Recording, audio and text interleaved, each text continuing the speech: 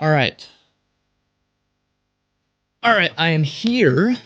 And I'm still getting things ready because I fell asleep. I went to see Deadpool and I was real tired. And I was like, "Oh, I'll just set my alarm.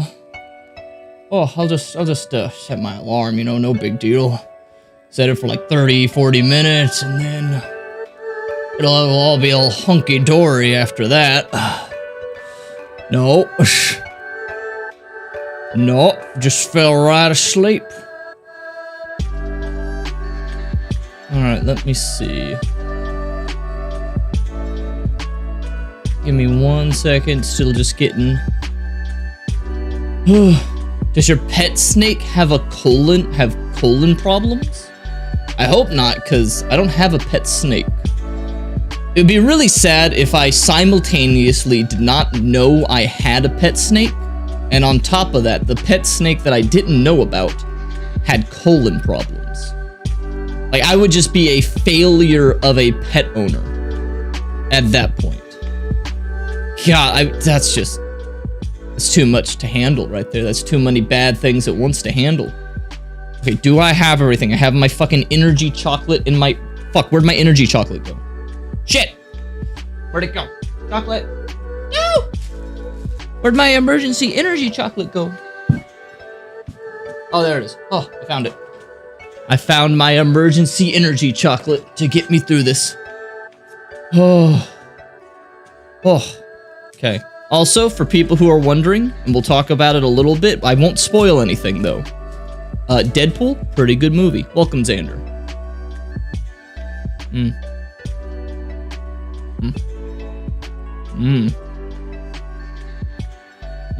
Very good chocolate.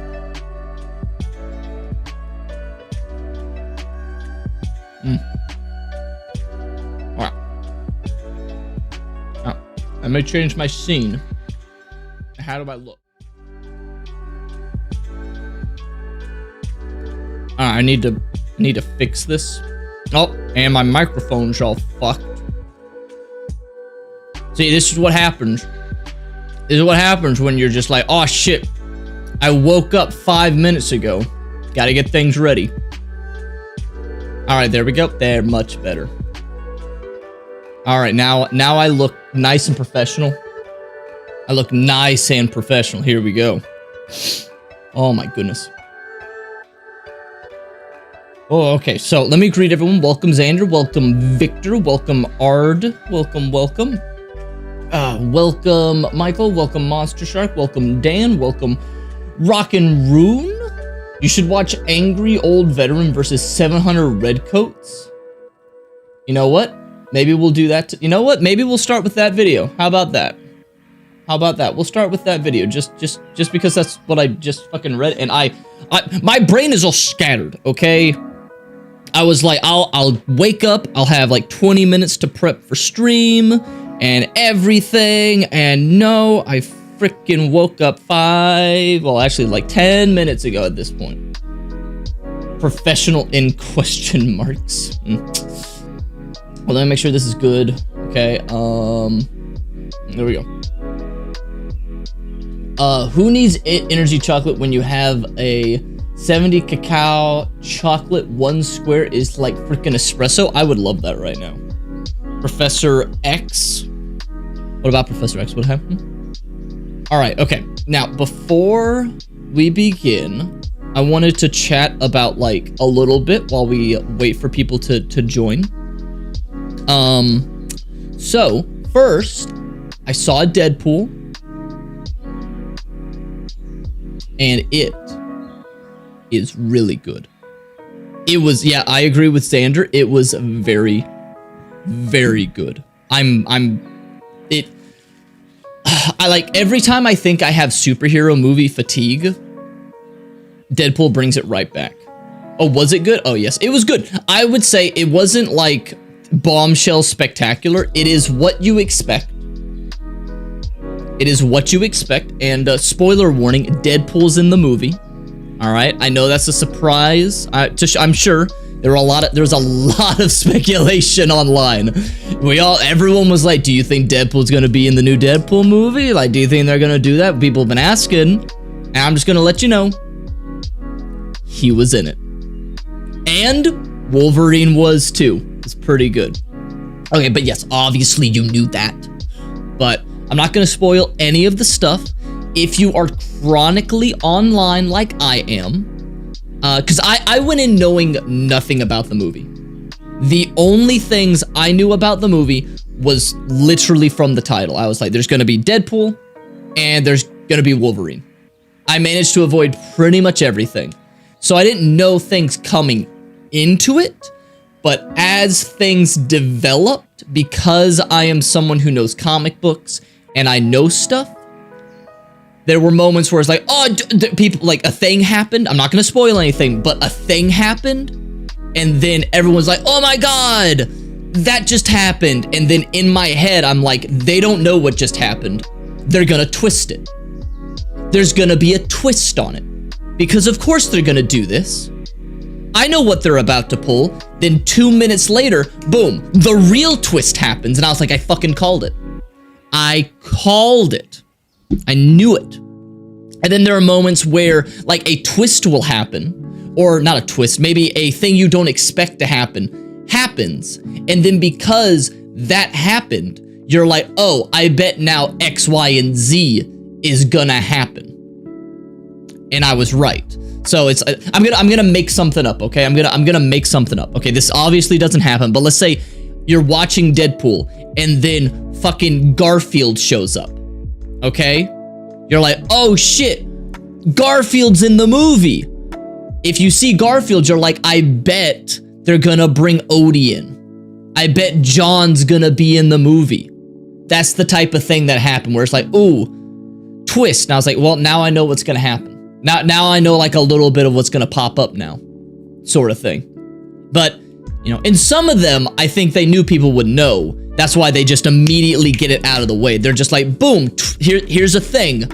And because we showed you that thing, we know you're gonna predict the next stuff, so let's get it out of the way. And I'm like, you know what? I appreciate that. I appreciate that, director. Thank you so much. But Ryan Reynolds is as good as ever. Half the cast was spoiled for me just in YouTube thumbnails. Thank God I avoided that and I saw it today, because I didn't see any thumbnails. To let you know how bad it is sometimes for me, I was spoiled that, and spoiler warning if you haven't seen the last Avengers movie, okay, spoiler for Endgame, I was spoiled because of fucking thumbnails that Iron Man was going to die. And I saw it literally as soon as I could. I was just on YouTube, boom, thumbnail, and it's just like Iron Man hunched over, his veins are showing, it's that last scene. And I'm like, God damn it, I'm gonna have to pretend I didn't see that. Oh, I'm gonna have to pretend I didn't see that, but of course you can't fucking pretend. Like, did I know he died? No, because I didn't watch the movie. But I see him slumped over with his eyes open and like his veins are exposed. So I'm like, fuck. I don't know how, but he must have sacrificed himself at the end. And I'm like, fuck. I was so upset. I was so upset. So thank God I avoided this time with the Deadpool stuff, because it's very good, very witty. Lots of stuff, you know, happens that you're like, that's pretty cool. I like the callback. Because it's Deadpool, they can get away with a lot more. They can make a lot of third call-outs. One thing I am so hoping for. One thing I am so hoping for that happens on the internet, because it would be so hilarious. I want there to be like YouTube videos from those YouTube rage grifters where the thumbnail is just Deadpool strikes back against the woke mob, question mark. Deadpool anti-SJW, question mark, because he makes some jokes in it that are as if he is on that side, but it's more so him just, you know, parroting the internet. And I'm like, please, for the love of God, let there be idiots on the internet that are just like, dude, he fucking calls out this SJW woke. What's the other thing? What's that acronym that's like DIE? Do it yourself? I don't even know what it stands for. DEI.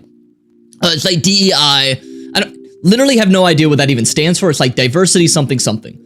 And I was like, I hope there are thumbnails like that and there's people doing it, because it'll just further prove what I already know, which is that they are literally one of the bottom of the barrel content creators. It would be awesome, because all they do is they just find an article and then they read it and then they put a cringy thumbnail and then they post a video like every other day. It's awful. I hate it. Diversity, equity, inclusion. What the fuck does that mean? Like, I'm sure that's what it stands for. What is diversity? I get the diversity. What is equity? Huh? There's like 20 ways in that moment to bring Iron Man back. They're not gonna do it. They're not gonna do it, okay? There's no way they're bringing it. Robert Downey Jr. is done. It's done. Robert Downey Jr. is done. The best you can get. Maybe in the future. And maybe it happens in the movie. I won't say, because I'm sure some people think it might happen. I'm not going to confirm or deny.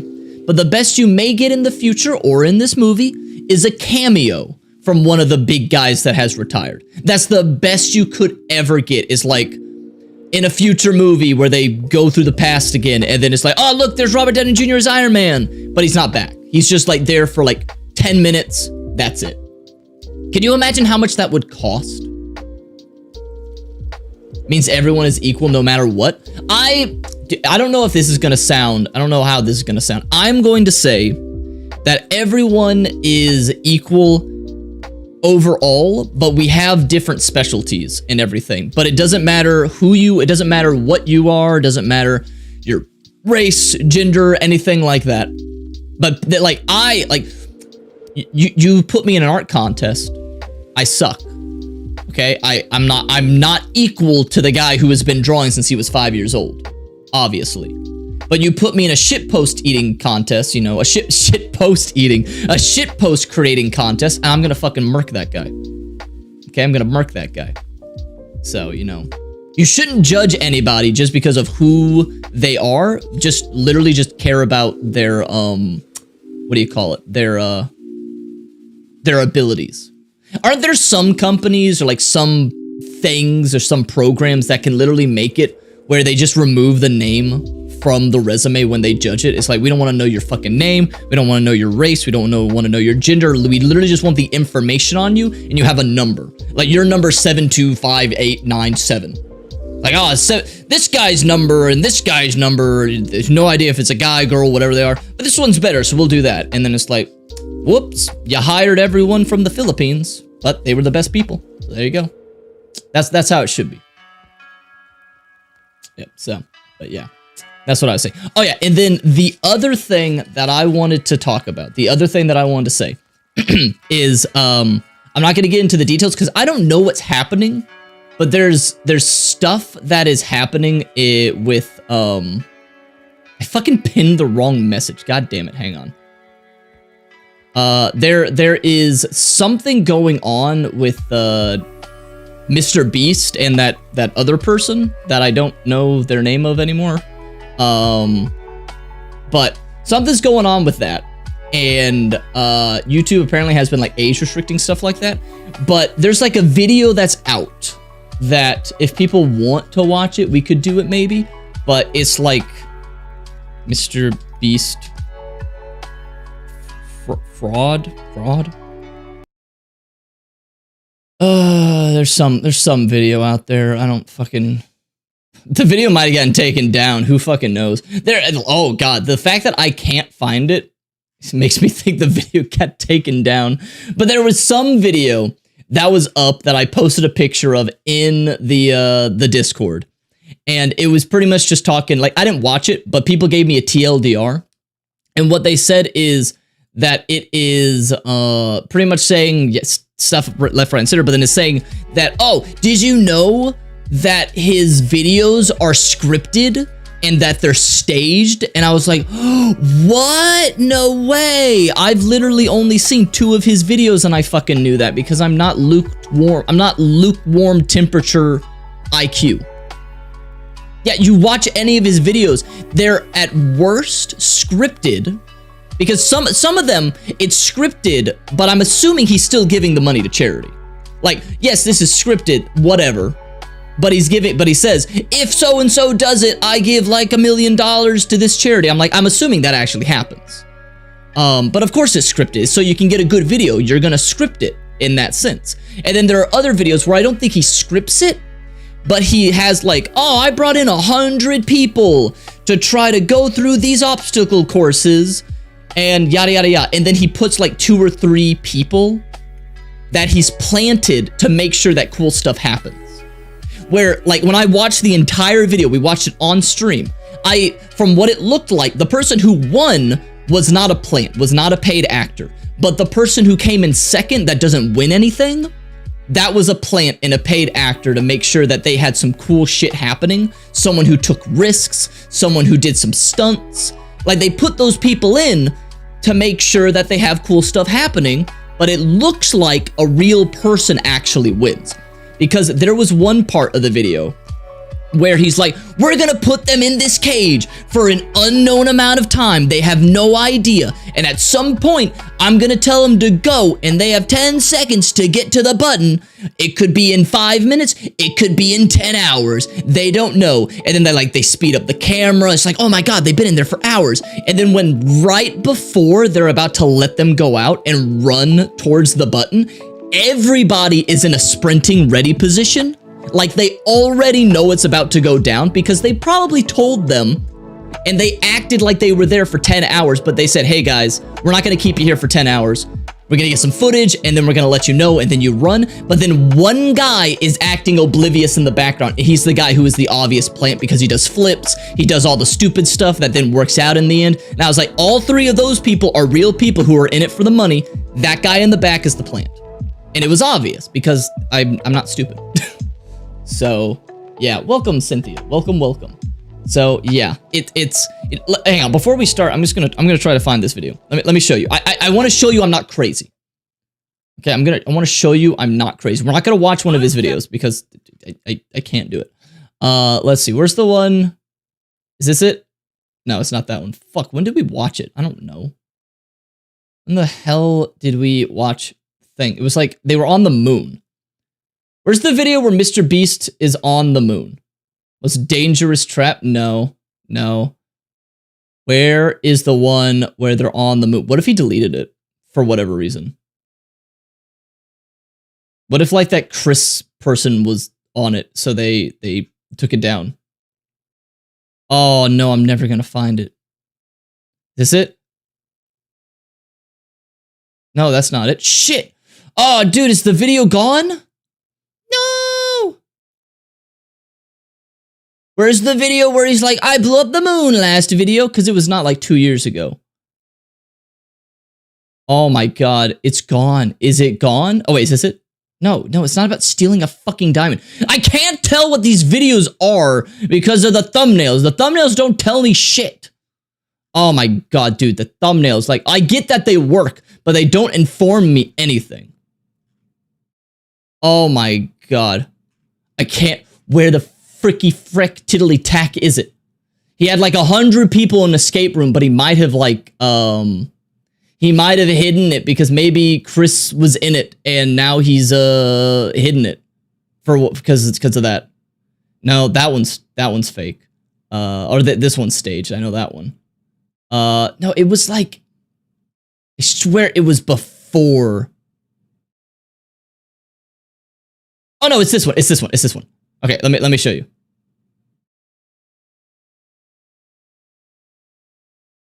No.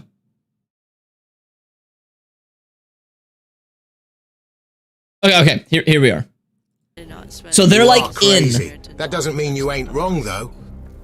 Well, hello. Okay, so they are. We're not gonna watch this whole thing. We're not gonna watch really any of it.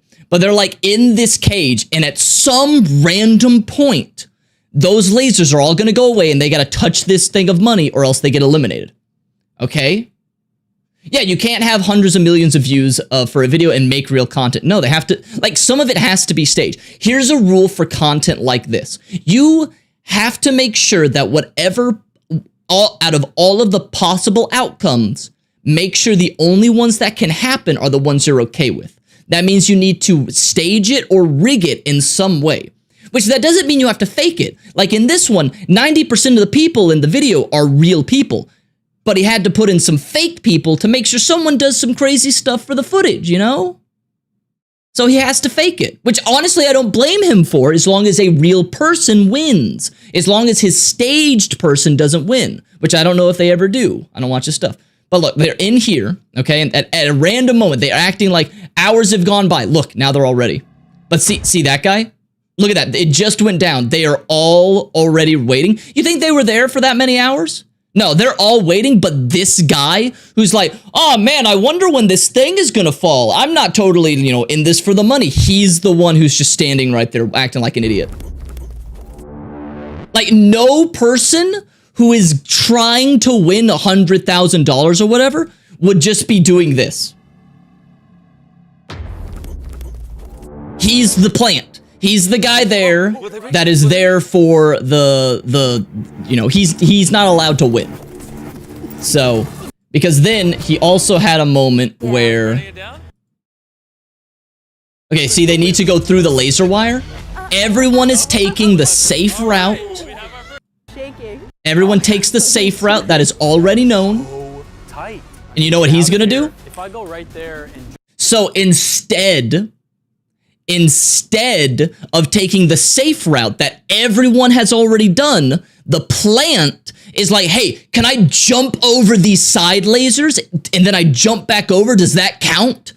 No sane person would do that in this instance, but it makes for good videos. So they're gonna let him do it. over, can I do that? I approve. You can jump over the laser wall. Yes. If he can clear this wall, he might win this whole thing. You think it'd be easier to jump over this and walk along the edge and jump back over than to go through the maze? I mean, maybe not. Hey, welcome, easier, Shadow but Raven. definitely have more So that's what it is that they have this guy here, because this I entire segment would be pretty boring to watch if everyone just goes the safe route that the first person already figured out. So to add some stakes to it, they're like, hey, how about you jump over it? Let's pre-plan this if we need something to happen. So that's what they do.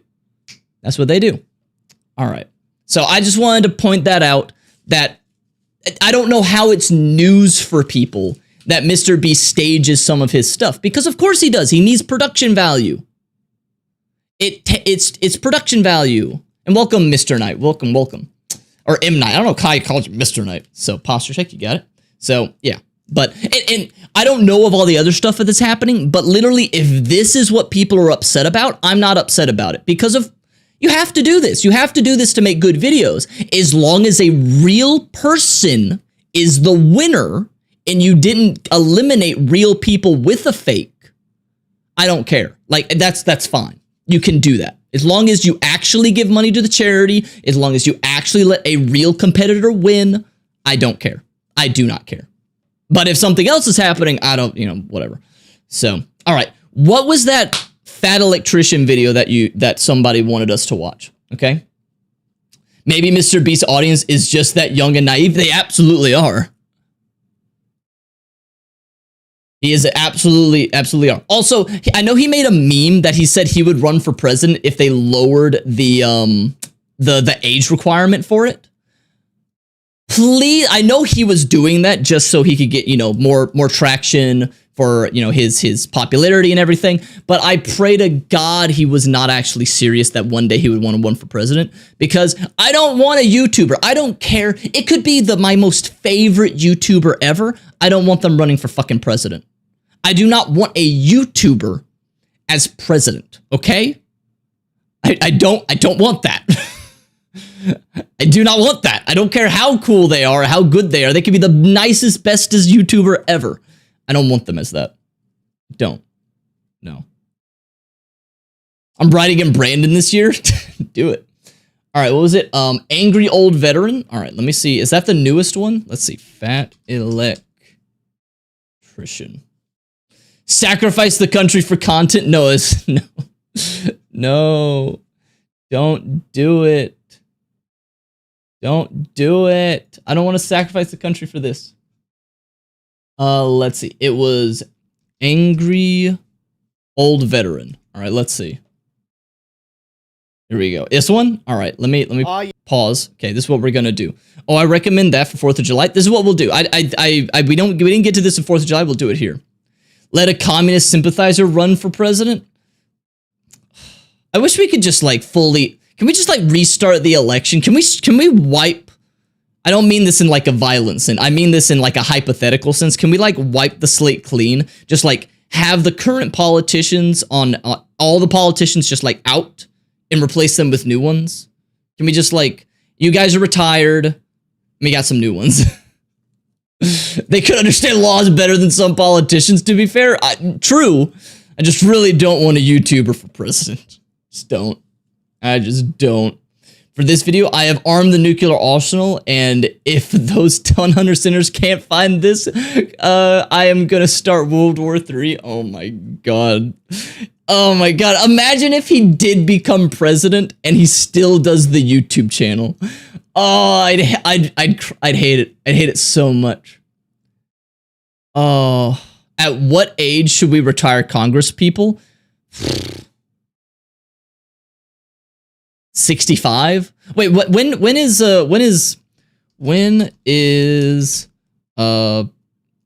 retirement benefits age USA? When is that? 66. Let's just make it the same age. Let's just make it the same age that you get full retirement benefits. Let's just say 66. 66 or 67, whatever one of these are. Let's just do that. No, you're right. Let's make it 69. Never mind. You're right. 69, the funny number. We should do 69. I changed my mind. Welcome, Forsaken. Welcome. Yep, never mind. You're absolutely correct. You're absolutely correct. We can just erase all the Democrats and Republicans. I kind of, you know. 50 subs, chat. And I hit the big red button and annihilate Cuba. And annihilate! That was good. That was good. Stretch, you got it. All right. I'd say 74. 74 is better. Like, as long as it's lower than 80, I would say. All right. Okay. Let's get this video ready. Let me check the audio. Yes, the official state hero of. Is that a good volume? I think that sounds like a good volume. No, I'll turn it down just a smidge. Oop, there we go. All right. I think that's a good volume. All right. He can't win because he's too passive.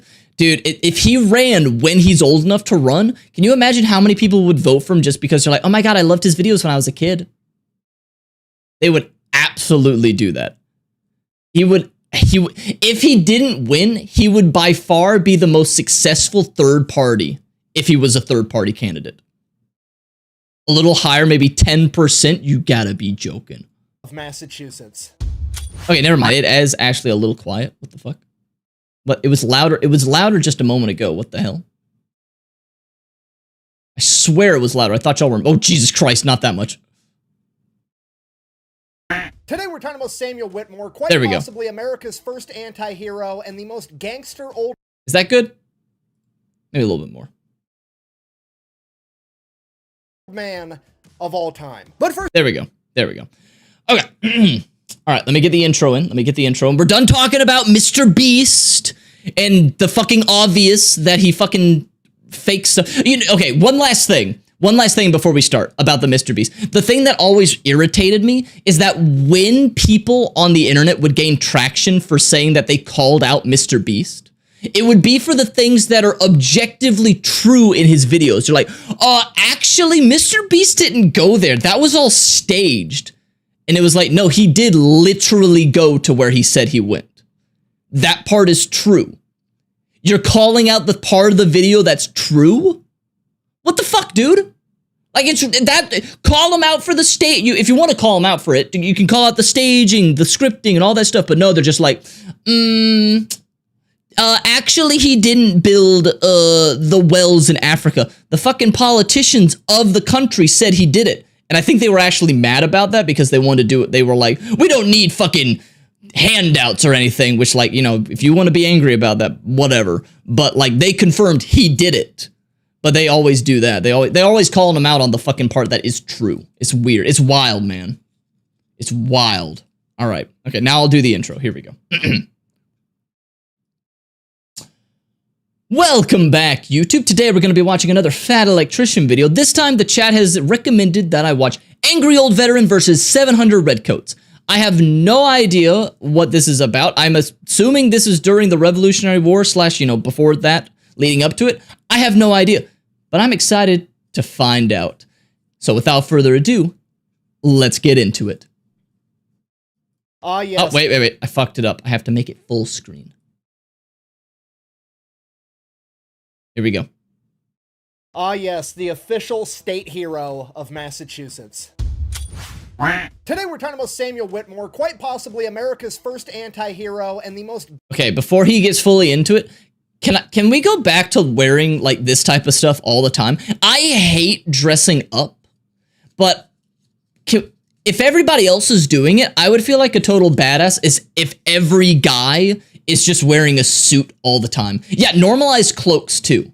Like in Star Wars, can we have all the politicians start wearing those like side capes and everything like that? I hate dressing up because I'd be the only person that does it, but if everybody is dressing up like a dapper gentleman, I would love it. Let's just go back to that. Gangster old man of all time. But first, a word from our sponsor, because this video is brought to you by Operation Good Boy. They make all kinds of dog-related products, from supplements to treats. That's why the doggy's here. Upper bags. And Mushu absolutely loves the Made in America treats ready to eat. He's waiting. Do you roll over? Roll over. I don't know what that means. Roll over. I don't know what that means. Come on. That's what my dog does. No, do the whole thing. My dog doesn't know do the whole thing, dude. how to roll over. Roll over. Roll over. You're making me look bad on camera. Roll over. This is exactly what my dog does. When you ask him to do a command, he just does all of them. He's like, did you want to shake? Did you want me to lay down? Did you want me to sit? Did you want me to spin? He's just like, paw, get down, spin. Like, I don't know which one you're asking, because he just, for some reason, can't internalize. He's just like, I'll just do all the tricks. One of these is it. One of these is the one you're asking. Fine. So yeah, check him out at OperationGoodBoy.com. What a good doggo. Use the code QUACK15 for 15% off. Let's get back to the video. All right, Samuel Whitmore. We don't know much, but here's what we do know. He was born in Charlestown, Massachusetts in 1696. From there, he goes dark. We don't hear from him until 1721 when he gets married to his wife, Elizabeth Spring. Then he goes dark again. There's nothing of him in the historical record until 1744. At the age of 48 years old, he would fight in King George's War. And during that war, he held the rank of captain, leading an entire platoon of dragoons during the siege of Lois. Is captain high? How do you go dark and then just like, oh yeah, the next record we have is he's captain? There aren't other military records, or did they just go like, yeah, you know how to use a gun, you're captain right now, okay? Just fucking get on the boat. If you don't know, dragoon is just a fancy word for cavalry, so think of like Malfoy's dad from The Patriot. Same thing. So that's oh my cool, god, whatever, it is but that here's guy. The important part that nobody else ever brings up. Like I said, he's a captain, which is a way bigger deal than most people make it out to be, and here's why. There's really only two ways that you can become an officer in the British military at this point in time. Way number one, you were born into a wealthy British aristocratic family, and daddy's got a lot of money. That's like 95% of the British officers at this point in time. Or way number two, and way less likely, you are a complete badass doing gangster shit on the regular, and they absolutely need you to lead some men. Given the fact that Samuel's just some random colonial that was born in Massachusetts, it kind of narrows down which category he fell into. So he and his men help lay siege to Fort Lewisburg. That goes well. They take over the fort. From there, the war is over, so he heads back home to what is now Arlington, Massachusetts. From there, he goes back to doing seemingly the only other thing he's good at, because I'm not kidding you, this guy does two things his entire life. He plows stuff, and he fights wars. When he's not fighting wars... There's two ways you can take that of what he's plowing, chat. I'm not the only one that had the other idea of what he meant by plow pop in their head, right? Like, if he doesn't make a joke where he's like, he's tending the fields and he's got 17 kids. If there's not a joke like that coming up, I'm gonna be very upset. Wars, he's back at home, plowing his fields and plowing his wife. Because there we go! 10 kids. There we go! There's only two things. I fucking called it, chat. I fucking called it. I haven't seen this because y'all asked me to watch it. I fucking knew it. Just the way he set that up, he's like, he's gonna fucking bring up about his wife, and he's gonna be like, he has a lot of kids. I fucking knew it. things on the historical record that even prove that this man existed for the next 10 years. One is the sheer amount of birth certificates where he is listed as the father. I mean, the mother is always his wife. He's not cheating on his wife. It's just they're having a bunch of kids. And second, and my most favorite detail of this entire story, when he came back from war, he had a very, very decorative, ornate, almost gaudy French officer's sword covered in gold and rhinestones and jewels and all kinds of shit. And it became his prized possession that he would show off to all of his buddies in town. And when they would ask him where on earth he got that, the only thing he would say is, and I quote, "The previous owner died suddenly. Damn. I acquired it." All right, so fast forward 10 years. It was a fucking loot drop, chat. Oh, dude, I killed this guy. I got a legendary weapon. Hell yeah, dude. This is best in slot. Let's go. Woo!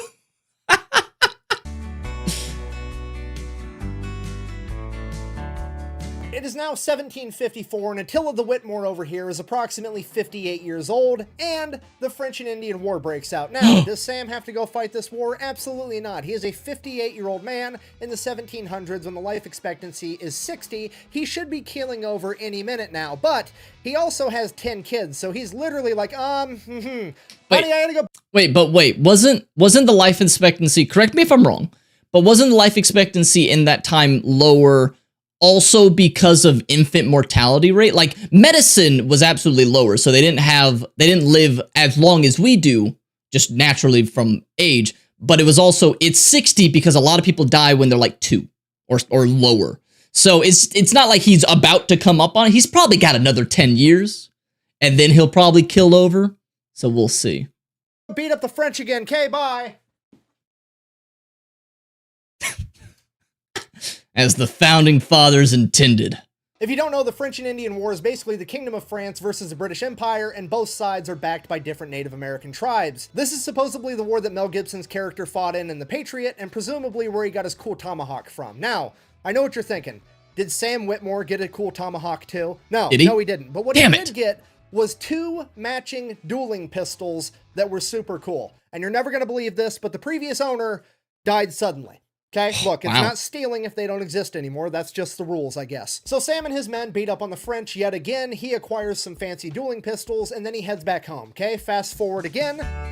9 years? This man's in his 60s almost. 1763, and Sam Whitmore is 67 years old. Oh, he is. And the Pontiac Rebellion breaks out. Surely he's going to sit this one out, right? Absolutely not. He grabs his French sword, he grabs his double dueling pistols, his musket, and he heads off to war yet again. So he goes, he fights in that war for a little bit, comes back home, at which point he decides that he's going to get involved in politics. So somewhere along the line, at the age of 66 or whatever, he finds himself at a fancy dinner party, and there's this guy there that's running for House of Representatives, and his name is John Vassell, and he represents everything that Sam hates. Sam is a small town farmer that's just trying to plant his crops and bang his wife, and this guy is like the big powerful merchant out of Boston, the big city, running the ports, making all this money. He wants to get into office to make laws more beneficial to him so he can be rich, and Sam is just trying to get by. So at this dinner party, Sam, who's not scared of anybody, informs him, hey, by the way, you're no better suited for office than the horse I rode in on. By the way, my horse's name is Nero. He's parked out front, and he's not worth 5 pounds, which I'm not an expert in translating old-timey colonial speak, but it sounds like he's saying you're not worth a horse's ass.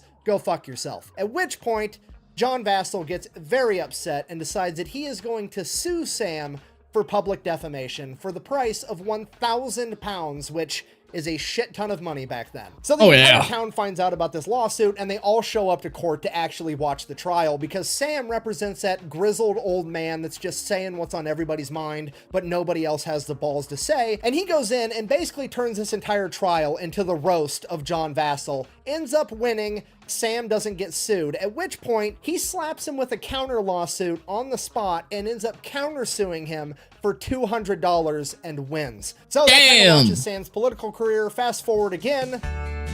See, chat? It's like I always say, getting canceled or someone trying to cancel you is the fastest way of becoming popular. It even worked back in the 1700s. That guy was like, how dare you say that? I'm gonna cancel you. And then everyone watches the drama and then the cancellation doesn't work. And which is a bonus. Sometimes getting canceled, and if it's fair and true, still can launch your career. But it's even better if the cancellation fails, because then everybody was watching and boom, now he's a politician. Getting canceled 9 times out of 10 or 99% of the time is a good thing for the person. If they play their cards right, if they let it get to them, it's a bad thing. But if they're like, I'm gonna spin into it, I'm gonna let this thing roll, one of the best things that can happen to somebody. If they're trying to be popular on the internet. If you're trying to just be alone and out of the way, not a good thing. 1965, and the British Empire has been fighting France for quite a while, and it's getting expensive. They need to make more money, and the best thing they can come up with is a Stamp Act. Basically, they're going to charge the colonials a tax on every single printed piece of paper that they come up with. This is like the modern day equivalent of if every time you made a phone call, sent a text, or visited a website, you had to pay a tax for it. And people are absolutely outraged, and Sam is infuriated. I mean, from his point of view, he's been fighting the French for the British Empire, and now he's gonna have to pay an extra tax just for doing it. He's so mad that he ends up becoming a hardcore revolutionary. But he's also like a 70-year-old man, so he's mostly just serving on committees being like, hey, maybe America should be its own country. We shouldn't pay so much in taxes, yada, yada, yada. Fast forward again. Oh my God, how old is this man? It is now 1773. Samuel Whitmore is a 75-year-old man, and the British government has just rolled out their new and improved strategy for making even more money, the Tea Act. Yeah, they're gonna start taxing the importation of tea, which will go down in history as one of the greatest ideas of all time. Now at this point, Sam is serving on a committee representing his hometown of Cambridge, which would later become known as Arlington, and that committee sends a response to the British government in regards to the Tea Act that basically says, fine, if you're gonna charge us more money, we're just not gonna buy your tea because, and I quote, if we fail to assert our rights, we will dwindle into supineness. Now, like I said earlier, not an expert in translating old-timey colonial talk, but it sounds like Sam and his committee just told the British government that we're not gonna buy your metric leaf water because we're not gonna let you guys fuck us. That's why. At this point, pretty much everybody in America's pissed. Look, I love me my sweet tea. If they did a tea act today, I'd be fucking upset about it, okay? I don't drink like the tea and crumpets type of stuff, you know, the hot tea that some freaking crazy people make inside of a microwave, okay? I'm American, I get it. You're not like, oh, we're not British, we don't make tea like they do on a kettle. If you make hot tea, unless you're making it for an emergency where you're like, I need a hot tea right now because my throat is burning from like a disease, or you're sick and you're like, I need it right now. If you need it, then I understand. But if you're like, I'm gonna brew myself a cup of tea, you fucking make that thing with a kettle, okay? You use a stovetop and then you brew it like a normal person, okay? Because making it in the microwave, it tastes worse, okay? It just does, okay? Use a freaking kettle and a stovetop, or at the very least, okay? This is gonna sound crazy to some people, but I would accept this over microwave, okay? If you gave me these options, this is better than microwave, but I prefer kettle, is if you have a Keurig machine, put a tea bag inside of the Keurig machine, okay? If you have a stovetop, do that instead, but at least the Keurig is better than a microwave, okay? I'd prefer stovetop. If you got that, do that. But if you don't for some reason, but you have a Keurig machine, at least do that. Oh my God. No one tell them how much we actually taxed in the US. Wasn't it also true that if they taxed us at the same rate that the British citizens at the time were being taxed, the United States would have been, or not the United States, but the colonies would have been taxed even more than they were already being taxed? So I don't know this, and I'm thank God the US of A is a thing, but I heard that when they were saying like, oh, no taxation without representation, if they were granted the same representation that the citizens over the, you know, across the pond have, they would be taxed even more if they were going to be like doing that transactionally style. I don't know. That's just something I heard. I didn't fact check it because I was like, I don't fucking care. The United States is the greatest country on earth, and here we are. I am only patriotic when it comes to stuff like this. I call out the shit that's in my country, but whenever you're comparing the US to every other country, I'm going to be obnoxiously patriotic because it's funny. We're the greatest country on the fucking earth. God and country, and Jesus Christ was American, and he spoke English. That's not true. I don't think that, but it's really funny when people say that.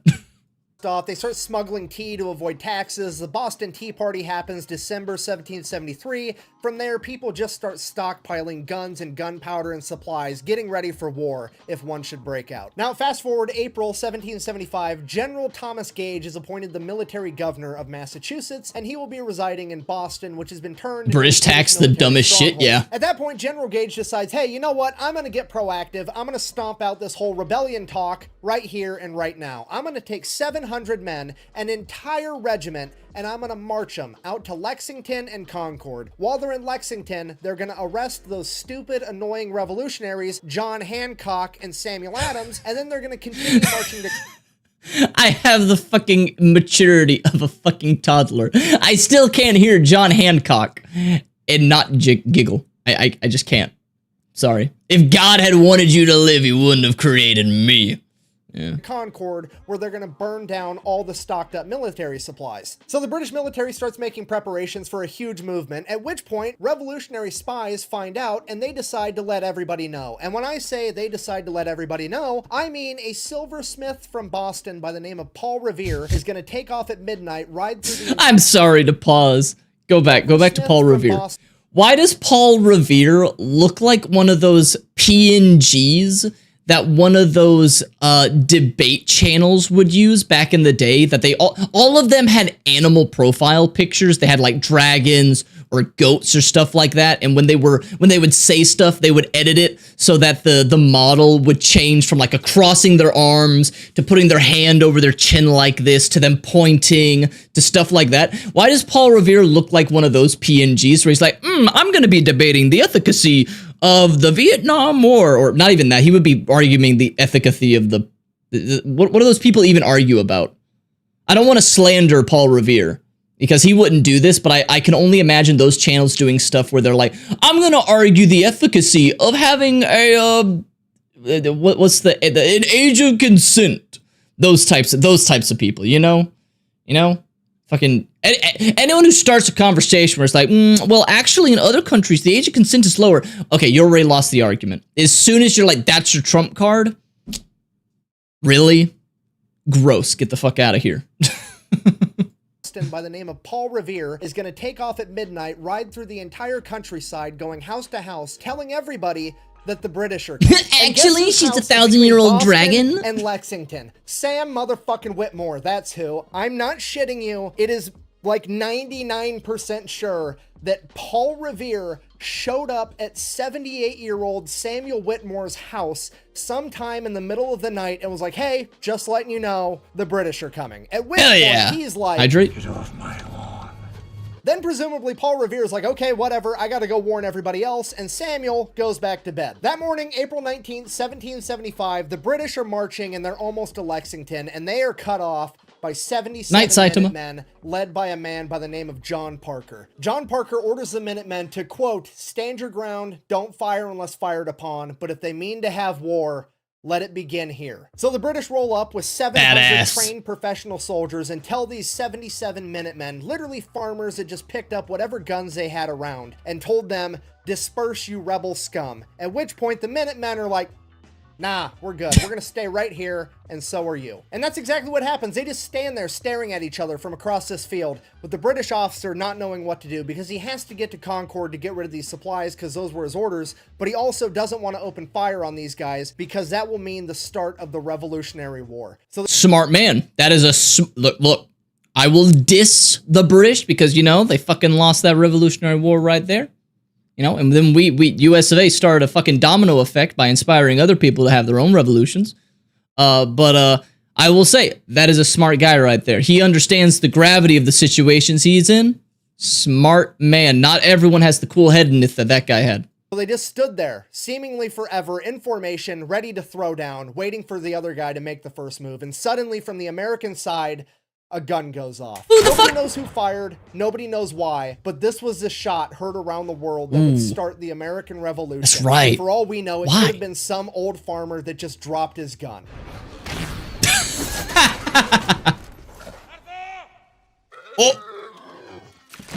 From there, all hell Fun breaks fact loose. about that scene. Fun fact about that scene. That was an accident. They didn't mean to do that. That guy fucking died. The actor actually let go of the arrow by complete accident, but they kept filming. That guy died. That's totally real. Totally not a joke. Definitely real. Don't fact check that. That's real. Don't fact check it. Sides fire on each other, 8 American Minutemen are killed, and the British advance towards Concord. The surviving Minutemen take off to go tell everybody that the Revolutionary War has officially begun, as the British spend the next 4 hours searching through Concord, gathering all the military supplies and lighting them on fire. Everybody in the surrounding area sees all the smoke from the burning supplies, and they think that the British military is burning down the entire town of Concord. Because of that, 2,000 Minutemen show up to fight back, at which point the British are like, oh shit, and they start retreating. They run across a bridge and start ripping the planks off of it as they go. At this point, the 2,000 Minutemen and 700 British soldiers fire upon one another from either side of this bridge as the British continue to retreat. The British now have to march 18 miles back to their military stronghold in Boston in their stupid high-vis redcoats, and every single American with a gun between there and Boston is taking pop shots at them from the wood line. During this retreat, 26 When did we stop like having that? When did we stop having those giant bright red uniforms? Was that like towards the beginning of World War I? Because I distinctly remember learning in history class that like at the beginning of it, the French had still their big blue and red soldier coats. And it's like, oh yeah, that's easy to shoot. Fucking get those guys in a green field. World War I, World War I. Did I say World War II? I think I might have said World War II by accident. I meant World War I. I'm not that crazy. It was World War I? Okay. Yeah, because the French just got decimated. So then they're like, oh, shoot. Okay, yeah, we cannot stand out. War has changed. Contrary to what they heard from Fallout, war had changed. But had it really? redcoats go missing, 175 are wounded, and 73 are killed, and 3 of them at least when are enough from people Samuel died. Whitmore. So we cut back to Samuel Whitmore. He's 78 years old, chilling at home, presumably plowing something. What? We don't really know. Or who. He just hears gunfire going off in the background, and it's getting closer and closer. And then he remembers, oh, that fucking kid woke me up last night in midnight, told me the British were coming. Maybe that's what's going on. So he goes, he grabs his fancy French officer's sword, both of his dueling pistols, and his musket, and he goes out to the main road that the British would be marching past. Oh, and he's Civil War, stand maybe? by the stone wall next to the main road and just wait for the fight to come to him like the complete badass that he is. At this point, all the younger Minutemen are running up to check on this old man like, hey, what are you doing? You shouldn't be out here. And if you are going to try to do this kind of stuff, at least go out in the wood line or in like a second-story window to hide yourself like the rest of us so you don't get yourself killed. To which Samuel Whitmore responds, and I quote, "If I can only be the instrument for killing one of my country's foes, I shall die in peace." Which I think we can all agree is gangster as fuck. At this point, this man is literally the living embodiment of old man strength. He's just that old, grizzled, veteran Viking that's got one more fight left in him and wants to die in battle so he can go to Valhalla. So he stays there, he loads his musket, he loads his pistols, and he waits. And he waits, and finally the British come marching right down the road, dead at him. As they get close, he crouches down behind the stone wall with his musket and waits until they get to point blank range, and that's when he pops up over the wall, aims his gun, I said get off my lawn now, and fires, immediately killing one redcoat on the spot, drawing both of his pistols, killing 2 more redcoats, Whoa, hang on. one redcoat on the spot, drawing both. Why did the British employ fucking Scarecrow from Batman? Who's this guy in the center? They put more effort at everybody else. This guy, they're like, oh shit, this is a rush job. Oh fuck, oh the teacher's coming to collect the homework. Oh, I gotta finish this painting right now. Fuck, there you go. What happened to the Scarecrow? What the heck?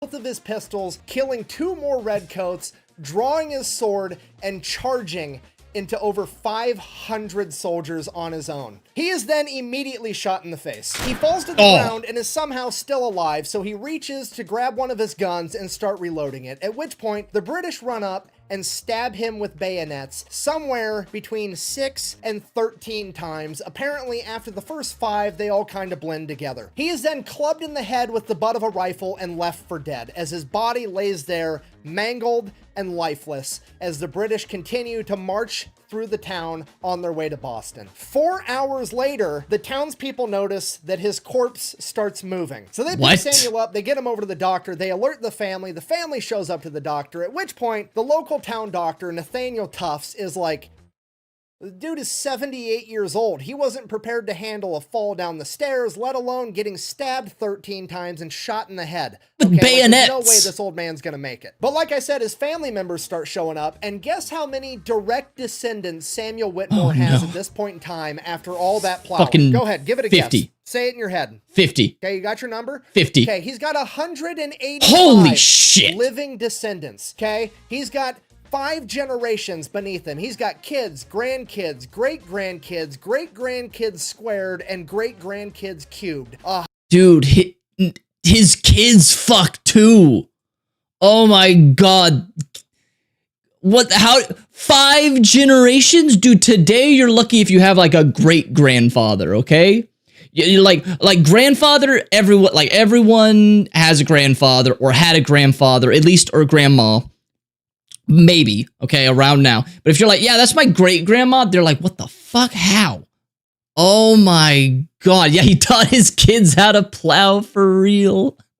Oh my god. 185 people showing up to the doctor like, hey, save grandpa. At this point, poor Dr. Tufts is like, dude's gonna die, but I'm not about to tell 180 grandkids that, so I'll try my best. So he does what he can. He had an army. Dude, if he was like, you know, if he could have called everybody up at the fucking family get-together. It's like, hey guys, here's some guns. Everyone bring your guns, and we're gonna take on the fucking British. That's a whole army right there and then.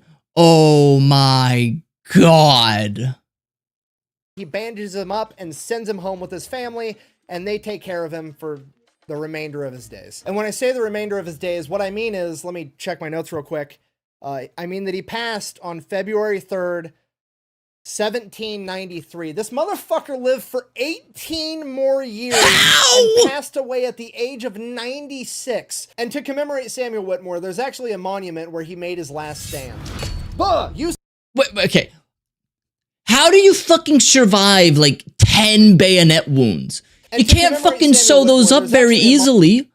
Oh my god. Did they have blood transfusions back then? Did he have like, oh yeah, here's 180 people that, you know, some of them probably can donate blood to me. They must have the blood type I've got. How in the world? Oh my god. Yeah, okay, so they didn't have that. Yeah, it makes sense to before germ theory and everything like that. Yeah. What the? How? Oh my god. He was the main character at that time. God was like, this is the protagonist, okay? All the other stuff, that's side quest shit. This guy's the main character, and he will live till he's 80-something. Yeah, near this spot, Samuel Whitmore, then 80 years old, killed 3 British soldiers, April 19, 1775. He was shot, bayoneted, beaten, and left for dead, but recovered and lived to be, 98 years of age. You're lucky to get to 98 today before dementia gets you. Are you kidding me? You have a great uncle and you're only 33? My goodness. How are they? What the fuck, dude? Oh my goodness. Monument where he made his last stand. You said that he was 78 during his last stand and 96 when he died, and that clearly says that he was 98 when he died and 80 during his last stand. Why are you so dumb?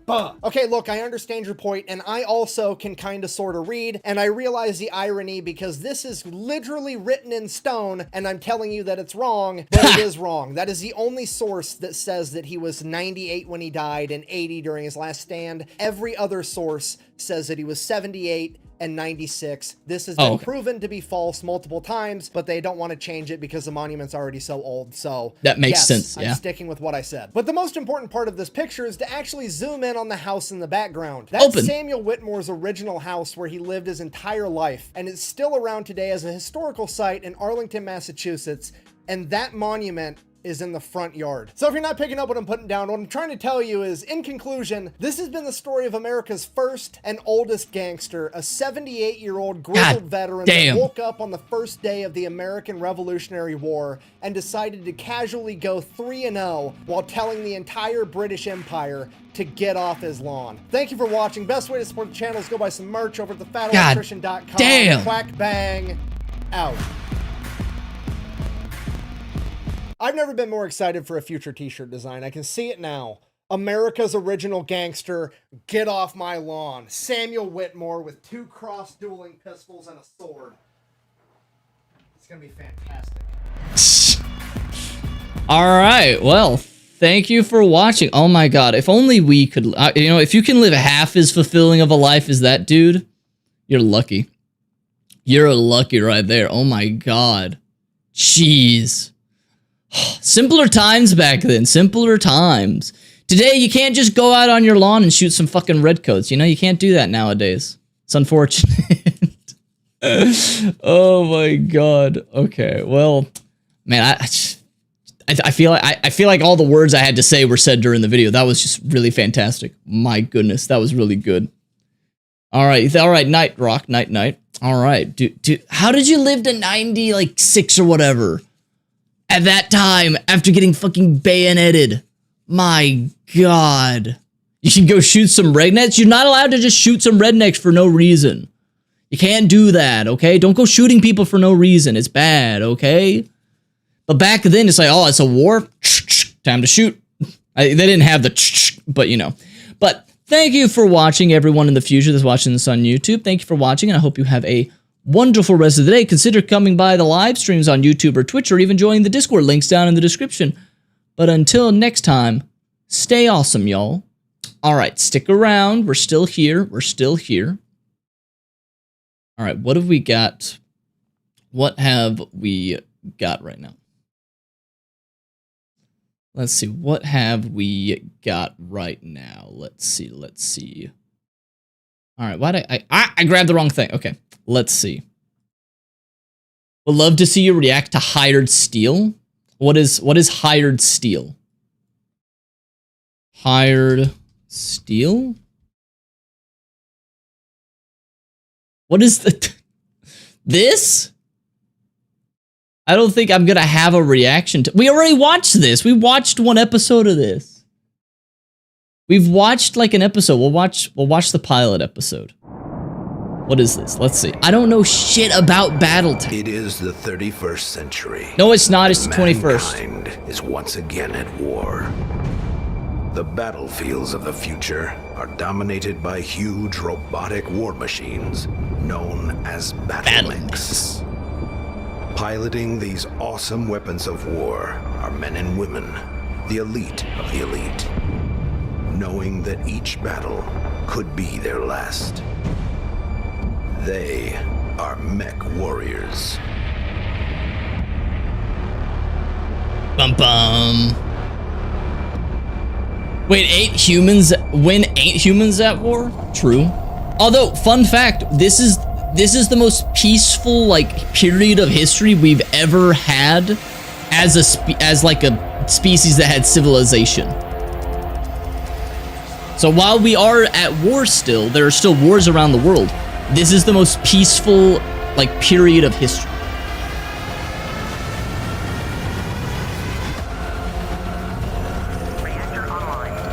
They are not gonna drop these guys from fucking orbit, are they? Okay, no, okay. He's got a plate!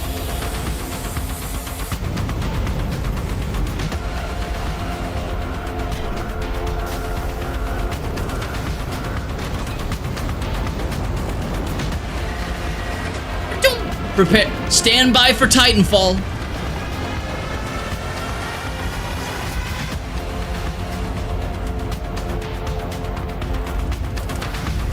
God, mechs with legs are always one of those things that they look so cool in like animation and in fiction and everything. They would never work in real life, would they?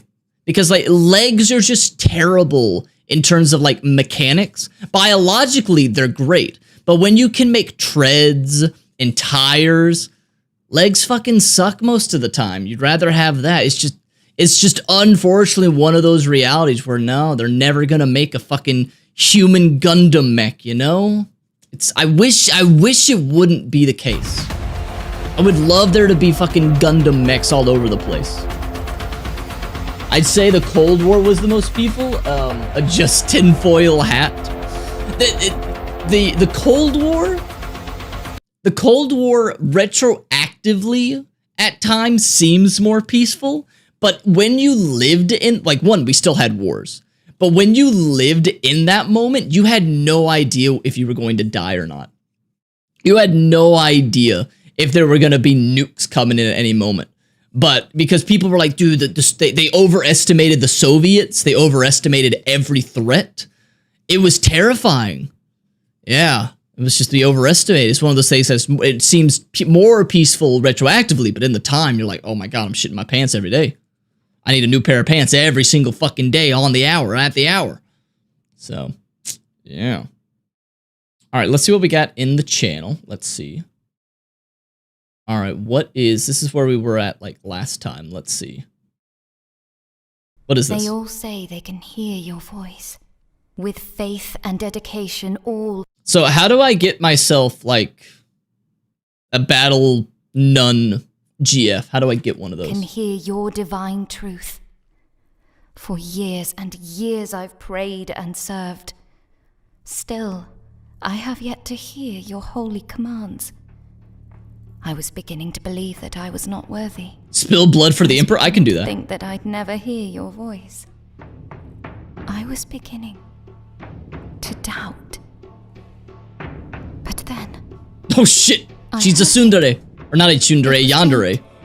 But I was sure. At long last, I have proven myself. And you've deemed me worthy. Oh, the joy I felt that day. Command me, Lord, and I shall be your sword. I shall be your wrath. With each battle, your voice becomes clearer. Every time I slay the enemies of mankind. Every time I kill the God, enemies, I love a woman that can literally just kill me, chat. Kill. No longer shall my heart be clouded by doubt. I thought that said clotted. For now I know that your gaze is always upon me. Blood for the Emperor! Skulls for the Golden Throne! Alright, where is she on the crazy but hot scale? Alright, where on... Hang on. Crazy hot scale. Okay, so... Where... Is she in? Where is she? Okay. Where is it? No, that's not it. Here we go. Where is she? Okay. She left the scale. Is she so far off the crazy that it doesn't even matter how hot she is? Is that what it is? 10 crazy, 8 hot. Ah, damn it. She's too low. There's a no-go. If you're below that line, we can't do it. We can't do it. Shit. 10-10 would definitely would. If she's a 10-10, she's on the line, you can take that risk. Okay? She's a 10 out of 10 in both of them. As long as her hotness is greater than her craziness, then it's good. X-axis left the fucking... God damn it. Let's see. Where is it? Oh, hot. This has hot and crazy like this. All right.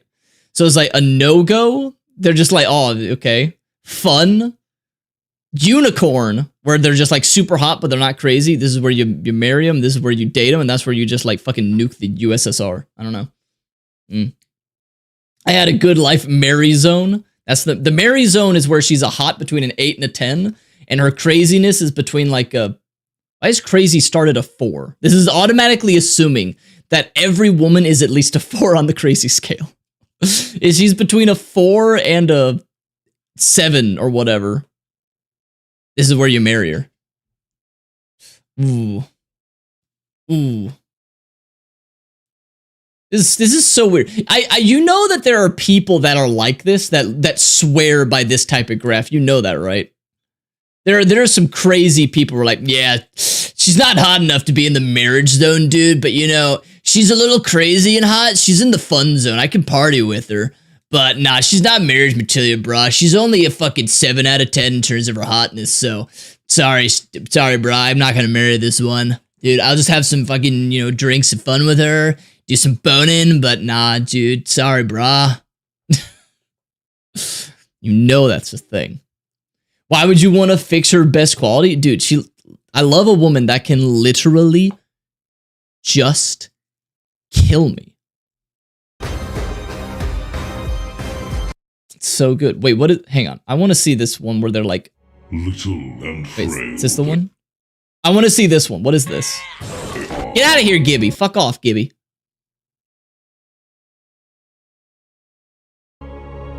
So we aid them. And so... I love the salamanders, dude. Some stay by our side. And the gift of their gratitude is their devotion. Oh my god, that's as big as her head. Little and frail they remain. Thus, as our Father did for us, so will we, his sons, bestow unto them kindness for kindness. Aww. And so they grow, bigger and stronger. Remember to wear your gear properly, little Spark. That's adorable. That is straight up adorable. Aw.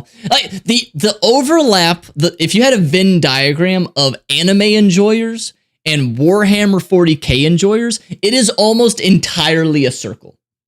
I'm sure there's a little bit, but it's like everyone that watches that is really big into Warhammer 40k is like, yeah, no, I also love anime. Like, it's just, yeah. There's no laws against the Pokemon, Batman. Welcome, socially adept Hellspawn. I don't watch either. You should watch some anime. Some anime is great.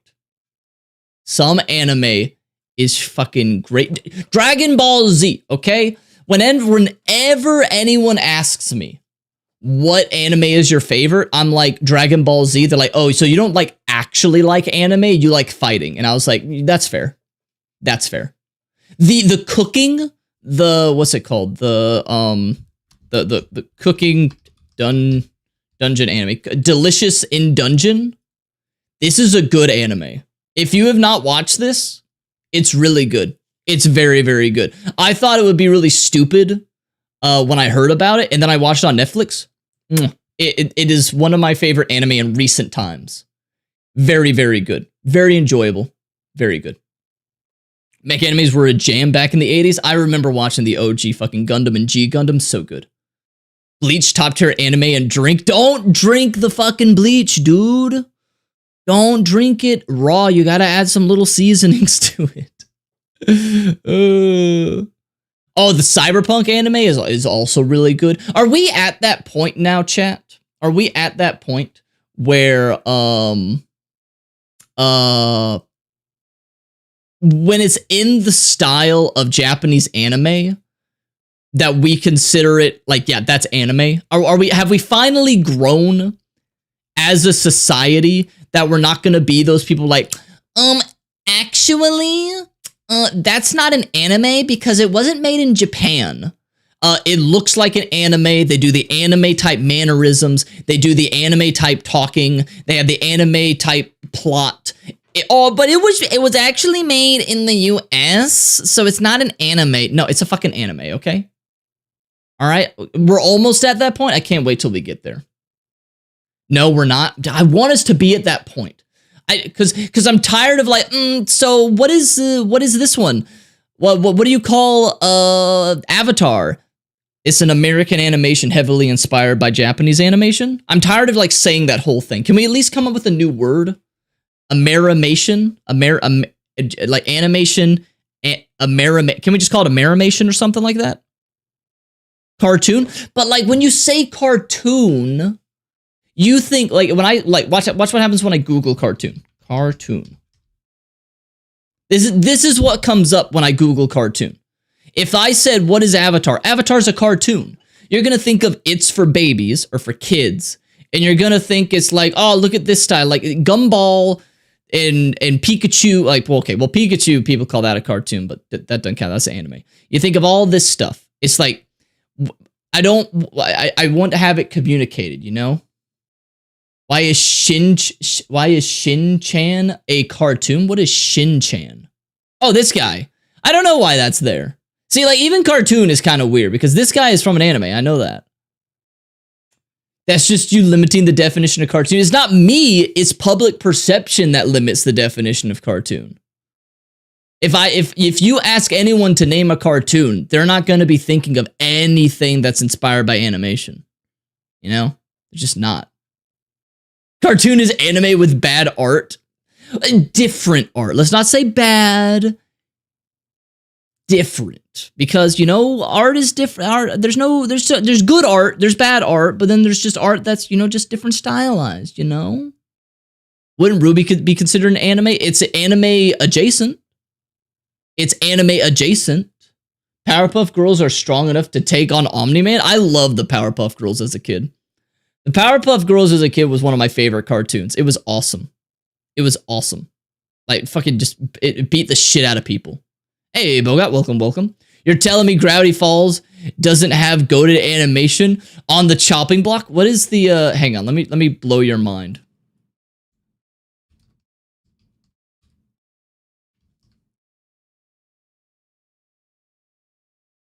At the game face. Where, let me, oh, can I not find it? Oh, come on, where's like a picture? The Gravity Falls face compare. I don't know. Like, let me see if I can find it. Dang it. Okay, but why is it like Gravity Falls? Let me just look up Gravity Falls. Okay, so you have like Dipper. Okay, there's Dipper. And then Gumball. Okay, and then you got Gumball's face. Okay, we'll put that there. And then you have, like, what, Star versus the Forces of Evil. Just find it. Like, look at all of their faces, okay? Look at all of these faces. Why do they all have the same head type? All of their heads are the same. What's going on here? It's all the same heads. This is the only thing. I love Gravity Falls. I haven't watched Gumball because I became too old for it. I don't know what happens in Star versus the Forces of Evil. The only reason I know it is because I saw a meme that compared all of their faces. And it's just like, why did I was like, oh my god, it's true. It's true. Like, they all have the same little heads and everything. The eyes are different, but it's like, Bean Mouth? Is that what it's called? Bean Mouth? Bean Mouth. If I Google that, does that come up? Bean Mouth. Bean Mouth. Oh, that's what it's called? Bean Mouth. Yeah. Oh my god, there's even more examples. Yeah, why is everything Bean Mouth? This is the picture I was thinking of. This is the picture I was thinking of. Why is everything Bean Mouth?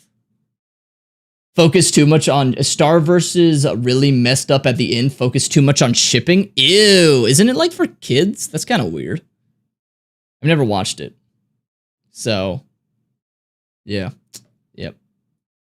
Dude, why do they do this? Why are they all Cal Arts? Yeah. Oh my god, that's right. They put Sans in. Sans not the same. Sans isn't the same. Oh my goodness. I just like, oh, I you know, I just want different art styles. Yeah, I don't know why. Like, same thing with, what's it called? What's that Netflix one that's like mouth? What is that Netflix show that talks about sex and whatever? Shoot. Big Mouth. That's it. Big Mouth Netflix. This one. Like, I hate this art style. I hate the Big Mouth art style. I've never watched the show in my life, but I just hate this, like, oh, let's make the characters really ugly. It's gross. But some people really like ugly animation for some reason. Like, it doesn't need to be like, I want everyone to be super hot. I just want it to be like an appealing art style. Because it just looks gross. I can't watch this. I had the same problem with some of the kids' cartoons when I was younger, where I'm like, the kids look gross. I can't do it. I just can't do it, you know? Just a coincidence, Mega Lego? Yeah, it's just off-putting. It's just gross. It's just gross. My sister just made me a 9-pound burrito. Eat it. Eat all of it. Eat it. She made you food. You eat it. Eat that 9-pound. So if you weigh 91 pounds right now and you eat all of that burrito, you are now 9% burrito. Fun fact. Fun fact for that. They took the ugly from Family Guy and turned it to 13. Even this isn't, this is uglier than Family Guy. Family Guy is like easy animation. It's like, it's not ugly, but it's not like pretty. It's like easily, quickly produced. This is just ugly. This looks like it takes more effort to draw than Family Guy, yet it looks worse. And I hate it. I hate it. Can we watch more Disco video? We're getting to it. We chat sometimes, okay? We chat, okay? The point of a stream, and I don't want to be one of those people that is just like, I'm just going to stream. I don't want to be like XQC at times where it's just like, I'm on TikTok and then I just go, was that real? Haha, haha, and then I scroll. And then I just watch the next video. I like to engage with the community. The streaming medium is a unique one where you can communicate and you can be with your chat. And I don't want to just be like that, you know? How dare we have fun in chat? Exactly. How dare we? I want us to have like a communication level here. Okay? Otherwise it's just me kind of like talking to myself. All right, what's this? Yeah, I want to have a personality. Yours is the bunny. What is this? Is this porn? I hope it's porn.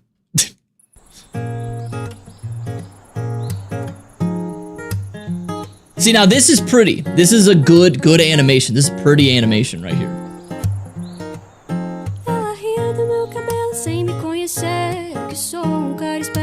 Is that a language or is she making gibberish? Because I don't recognize it. Usually I can at least recognize a language. Hey,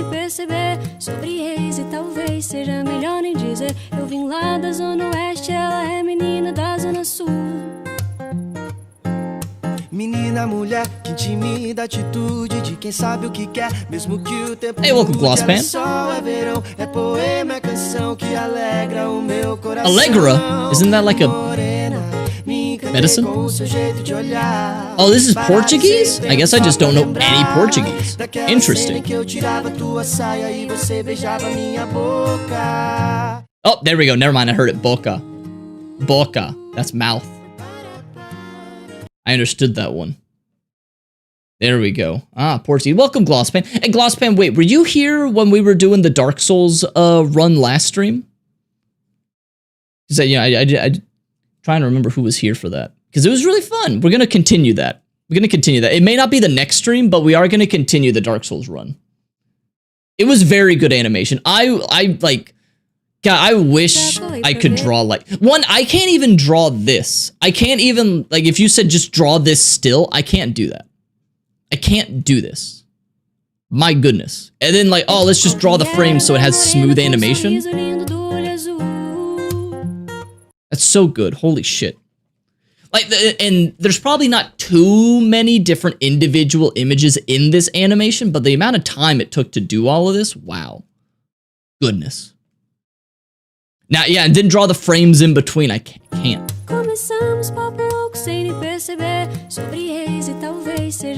Like, it looks like he came from the ground. Like, he died and he came back.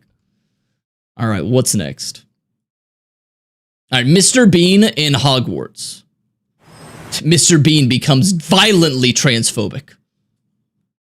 Since you have not seen Lord of the Rings, pick one you know. Gotcha. I mean, I haven't, like I've said, I haven't seen Lord of the Rings, but I can probably tell you what happens in all of the movies except for The Hobbit. The only thing I know about The Hobbit, chat, is that the hobbits and dwarves, or the hobbits, I think there was only one hobbit, and dwarves are in a barrel at some point. That's all I know. That's all I know. They're like in a barrel, and then they go down a river. You've seen Harry Potter with guns, right? What is Harry Potter with guns? That part was dumb. That's the only part I know because that's the only thing I heard about it online. Oh, and Benedict Cumberbatch is the dragon. That's it. That's all I know. I know that there's the barrel thing and there's a dragon. That's it. The books are better. They removed Tom Bombadil, the best character. I completely agree. I have never seen the Lord of the Rings movie, but I know who Tom Bombadil is. I've never even read the books, but I know who he is, and he is literally my favorite character. Literally my favorite character, and they don't have him in the movie because they were fucking cowards. They were fucking cowards. Mr. Bean and Hogwarts. That's not Hogwarts.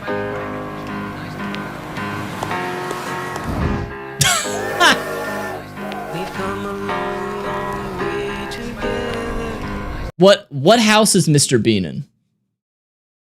Tom Bombadil doesn't really add anything to the story, but I love him because he's so out there. He's like so disconnected from everything. He's like, I love those characters that seem like they're not in the story, where they're like from another thing, where they're just like, oh yeah, this ring of power? Yeah, I don't care. Like, it literally doesn't affect me. Like, I love those characters that just seem all powerful or just insanely powerful, that they literally don't care about the thing threatening the world. I love those characters. There's so few of them, but I always love those ones where it's like, does he add anything to the story? No. Is he ever going to come in and save the hero? No. But he's just there and you're like, holy shit, who the fuck are you? I love it. Hufflepuff? Yeah, he would be. Game stopped suddenly is because fucking YouTube hates this. Oh no, I just realized. This was on TV. Even though it's on YouTube, it's probably going to get pissed at me. Fuck. Ooh. But whatever. We'll see. We'll see. I just realized that. Yep. Hey, welcome, Rowboat. I feel like you should just watch old Mr. Bean episodes at this point. Surely they're old enough now that they won't ding you. You'd be surprised. YouTube will ding you about anything. I'm not going to watch this one because I don't want to be influenced by anything Lord of the Rings, okay? We watched one of those. I'm not going to test my channel any further than that. A parody like that shouldn't do anything. I agree, but it's an automatic system. Okay, it's an automatic system. They go like, that was a lot of Harry Potter right there. Boom, you're out of here. What's the condition? 70 years? I have no idea. I have no idea. Yeah, YouTube is a cruel bitch. It's a cruel, cruel bitch. Let's see what this is. Even in the absolute most dire circumstances, the sons of the Primarch Leman Russ never fail to make light of their situation, as shown in Wolfsbane when a number of Marines are aboard a ship that is in real danger of blowing apart at the seams. Gren bitched and Fred taking his helmet off. He found it stifling. Put your helmet back on, said Brawl. Gren refused. Put it back on, Gren, snarled Brawl. The ship shook hard to a large impact. It was close by, probably the shell distribution node near the gun deck he and the other knights errant had marked for torpedo strike. He glanced at Gren. I said put your helmet back on. A lot of the marks I made were weak points in the hull. If they're targeted, we'll lose atmosphere. I don't want to have to blow air back into your lungs. You're too damn ugly. I really don't want to kiss you. And he's got bad breath too, laughed Enrir. He can't stand it himself, that's why he doesn't want to wear his helmet, the Marine said, chuckling beneath his breath. The Gren grumbled and begrudgingly re-equipped his helmet. Look, if I have seen, alright, I played, what's it called, Halo Reach. Keep your fucking helmet on, okay? Keep your helmet on. If you don't keep your helmet on and you don't properly equip it, your shield isn't going to be up and you're going to get sniped. Okay, you're going to get sniped. Cat had her helmet on, but it wasn't... Hang on. Cat, helmet, not locked. But it wasn't locked properly. Hang on. Oh, Halo.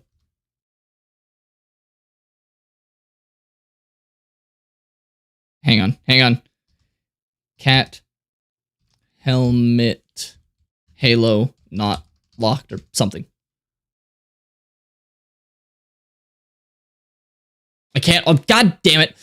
Her helmet wasn't properly put on, okay? Because it didn't lock and then it fucking got her sniped, okay? Because you can see when she moves her head that it's still exposing part of her skin because she didn't put her helmet properly on. Keep your helmet on and properly put it on, okay? If you don't, you're going to have your shields not be up and you're going to be sniped fucking dead. She got herself killed. She got herself killed. Why she died so easily? Maybe, let's see.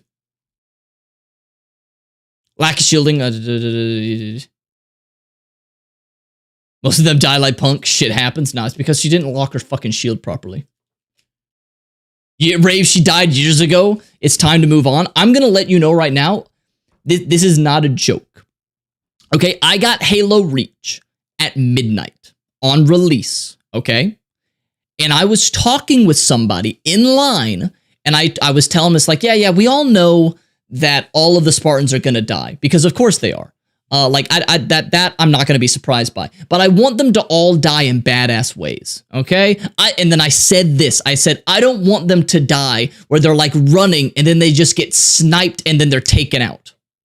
And then this happens when I was playing it because I stayed up late and I played it on a school night. I got to this mission when she got sniped. I audibly screamed at the top of my lungs out of reflex because I was a child. And my dad had to come into the room and he was so upset that I was still up. And I was so upset that fucking Cat died like a bitch like that. She deserved a better death. I was so upset.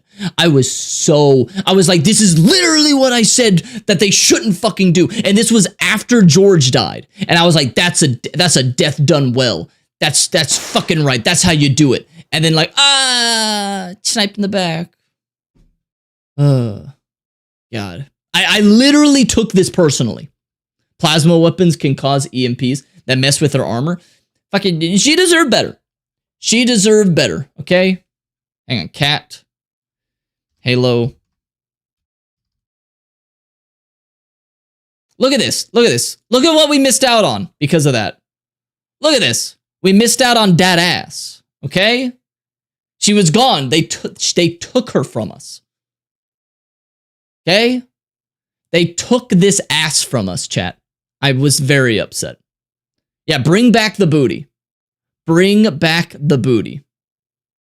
I was so upset. I was so upset. God. Rave, can you explain surviving a crystal projectile going at Mock Jesus to the head? Don't have riders who want to just have you killed for some reason. That's why. Hydrate, posture check, you got it.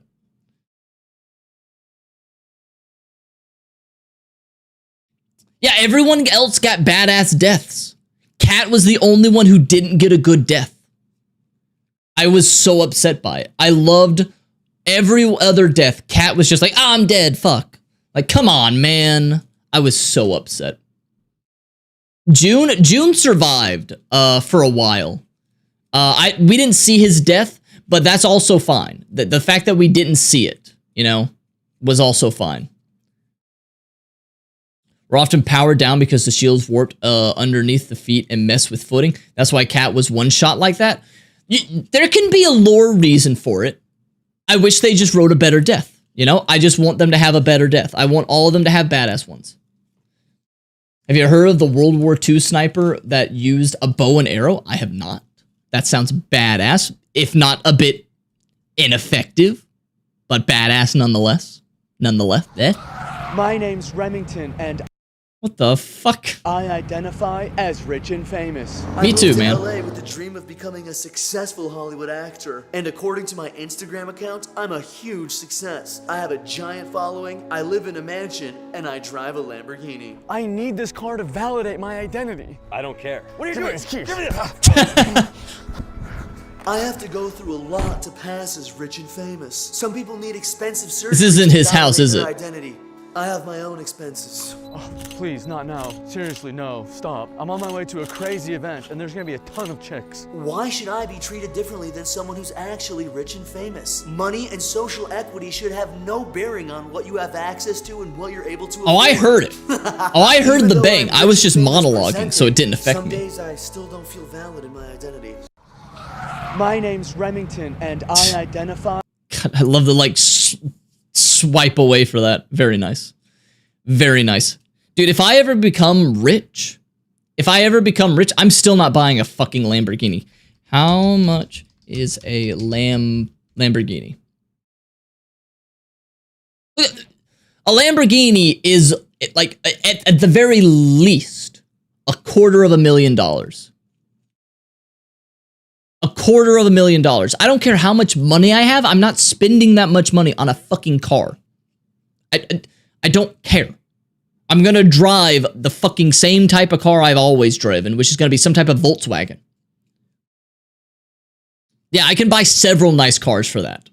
Yeah, I don't want... The only reason you buy a fucking Lamborghini is so that you can tell people I'm rich without literally telling them that you're rich. I'm sure they're good cars, but the only way you can convince yourself to spend that much money is if you are so vain enough that you are like, I need to make sure people know I'm rich in some way. That's the same reason people buy Gucci and all that stuff, is because they want to tell people that without telling them. Yep. I would literally wear the exact same stuff. I would wear the exact same stuff I have right now. I might get a better car. I might upgrade and get like a safer car, a better gas mileage, but I wouldn't be like, I'm going to buy a Lamborghini. No, I'm not doing that. I might buy a souped up old car with a better engine. I'd buy a DeLorean. That's it. I buy a DeLorean. Instagram models be like, don't look up. Everybody here, do not look up what Instagram models have to do to be Instagram models. Okay? You're probably all thinking, oh, I bet they have sex with people so that they can have their Instagram pushed by these other rich guys or famous guys on Instagram. And they do, but don't look up the type of sex that they do. It's fucking gross. They become human toilets.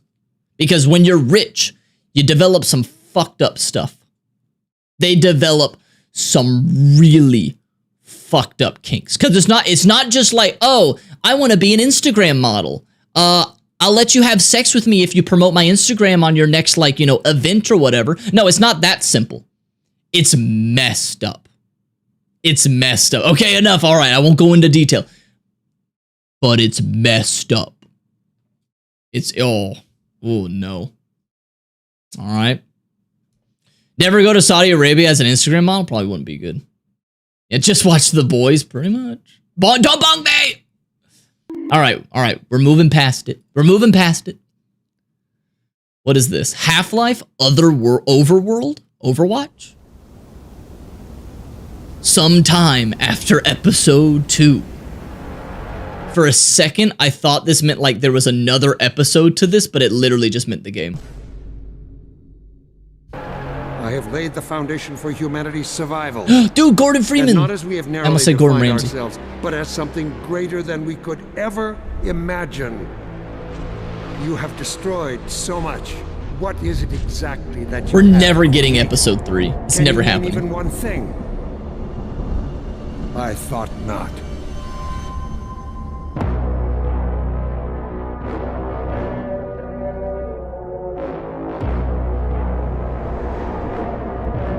They'll make another prequel Half-Life or something like that before we get episode 3.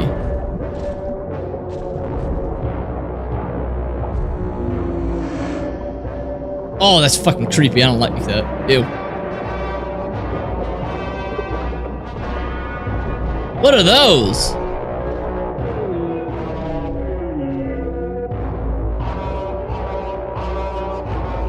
Oh, it's the bug grub thing?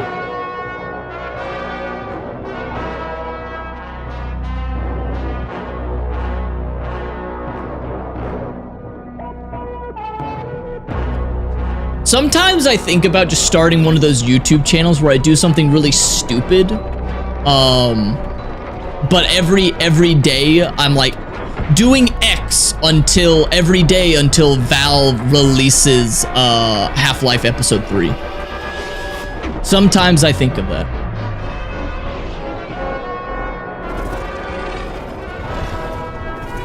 Where are they going?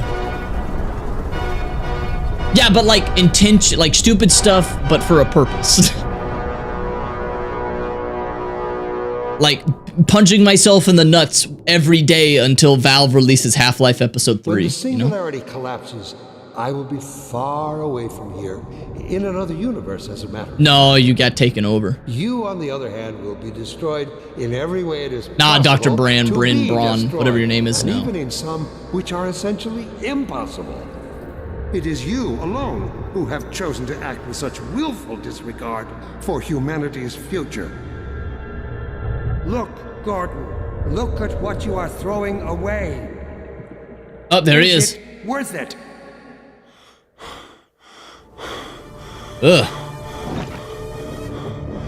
Fun fact, there's a non-canon... Hang on, pause. Fun fact, there is a non-canon, like, Twitter account that was, I think, deleted, but the tweets you can still find online, of Grub Dr. Brine, or Breen, where he takes him a while to speak English, but then he starts sending out tweets as if he is Dr. Brine, or I don't know how to pronounce his name, but he is the doctor sending out little tidbits of information. And I think it was run by a guy who worked or works at Valve. So like you can kind of take it as canon, or at least that it's like canon adjacent.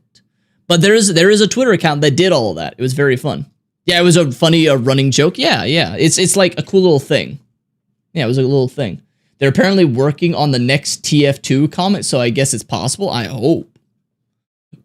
I played Half-Life, and I liked it. I probably would never replay Half-Life, but Half-Life 2, that game holds up. Okay, I know it's sacrilege to say this, chat, but in my opinion, Half-Life Episode 1, groundbreaking for its time.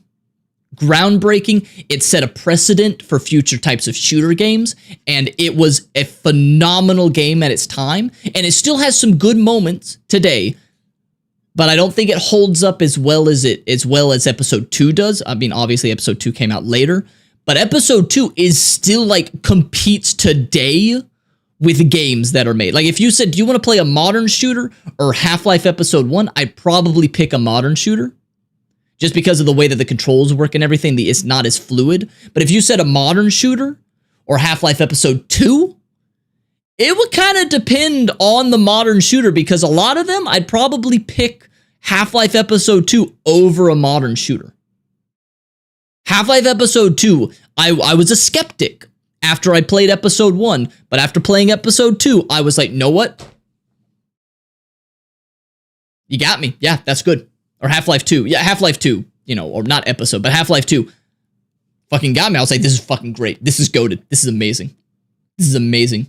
There's also amazing story mod for Half-Life 2 that is pretty amazing. Are you talking about Escape the Freeman? I'm kidding. I know that was shit. I know that was shit. Engaged. Insufficient power. Find the Freeman? I can't remember what it was called, but it was a shit game. Uh-oh. Oh, we don't talk about hunt down the Freeman, that's it. Overworld. Half-Life. Overworld.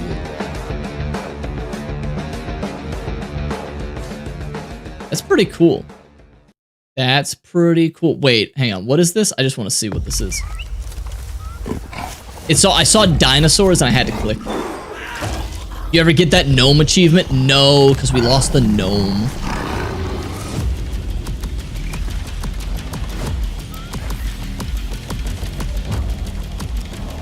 You know what this reminds me of? This reminds me of the Donkey Kong video game based off of the movie. The Donkey Kong, not Donkey Kong, King Kong, sorry. The Percy Jackson? No, that's not it. You know the movie tie-in King Kong video game based off of the movie? That game was fucking goated.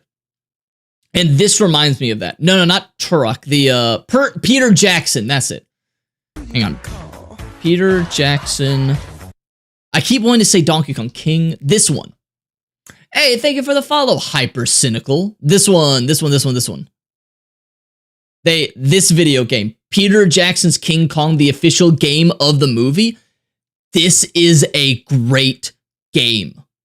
I know that most movie tie-in games are awful. This one is so freaking good. It is so good. If you can somehow play this, you can probably find it. I'm not saying you should emulate it because that's illegal or anything like that. You know, but hypothetically, you should play it. It's fucking great. Oh my, I don't remember what happens in the movie, but the game, I remember that. And it was terrifying. It scared me as a kid. Probably wouldn't scare me today, but back then, it scared me. The movie was great. I don't care what anyone says. It probably was. Unfortunately, I don't remember it as well as I remember the video game. It was good. Rave, are you familiar with how a bunch of middle-aged men in the Calcutta Light Horse Cavalry took down a German Navy ship in Portugal?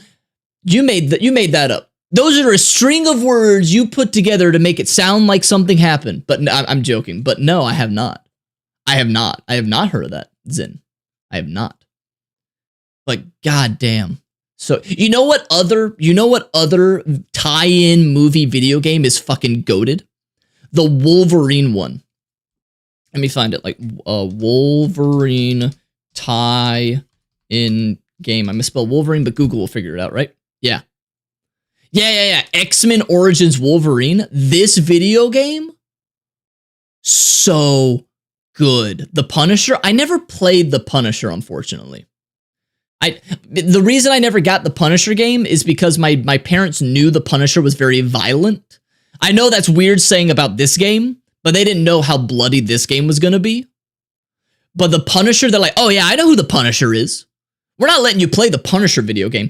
They wouldn't even let me play Halo when I was younger. Okay, it wasn't until Halo 3 came out that I had to beg my parents to let me play it. So they weren't going to let me play the Punisher game. Yeah, it shows damage and healing. Yeah, it's so fucking good. It's so good. Did you know that the landlocked country, do you know of the landlocked country that has a 100% win rate in naval engagements? No. That's pretty amazing. Pretty amazing. It happened, the port froze over to take the horse's weight. They tied rags on the horse's hooves to mute the sound. That's amazing. That's fucking smart, man. Emulation is fine if no official means are available. The newest system Kong was on with the 360 and the PS2. Yeah. But, you know, if you can play it, I highly suggest playing the game. It's so good. But this just reminds me of it. I don't even know what this game is. It's like Furious. Looks pretty cool. Anything with dinosaurs in it, I'm a fucking sucker for. Okay, which one were you, chat? Were you a dinosaur kid or were you a space kid? I was both, but if I had to pick one, I was a dinosaur kid. Oh, what a good boy. Uh-oh. There's mechs? No shot.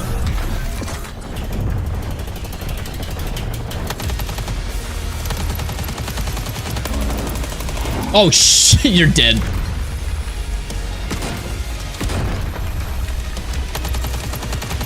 Are those dino eggs? Oh, I hate fucking creepy crawlies. Oh, fuck you. Oh, he pinched his dick.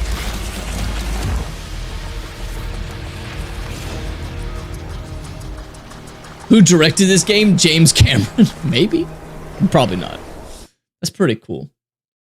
That's pretty cool. This reminds me of Ark Survival. Oh yeah, kind of does. Get crabbed. Bum bum bum ba-dum ba-dum bum ba-dum ba-dum bum ba-dum bum bum ba-dum bum bum bum bum bum bum ba-dum ba-dum bum ba-dum bum bum ba-dum. Good old crab rave. Good old crab rave. Also, if anybody wants to join the Discord, there is a pinned comment in both chats to join the Discord. We would love to have you. We have community nights on Sundays, and you can be notified of when I go live. Just so you know, just so you know.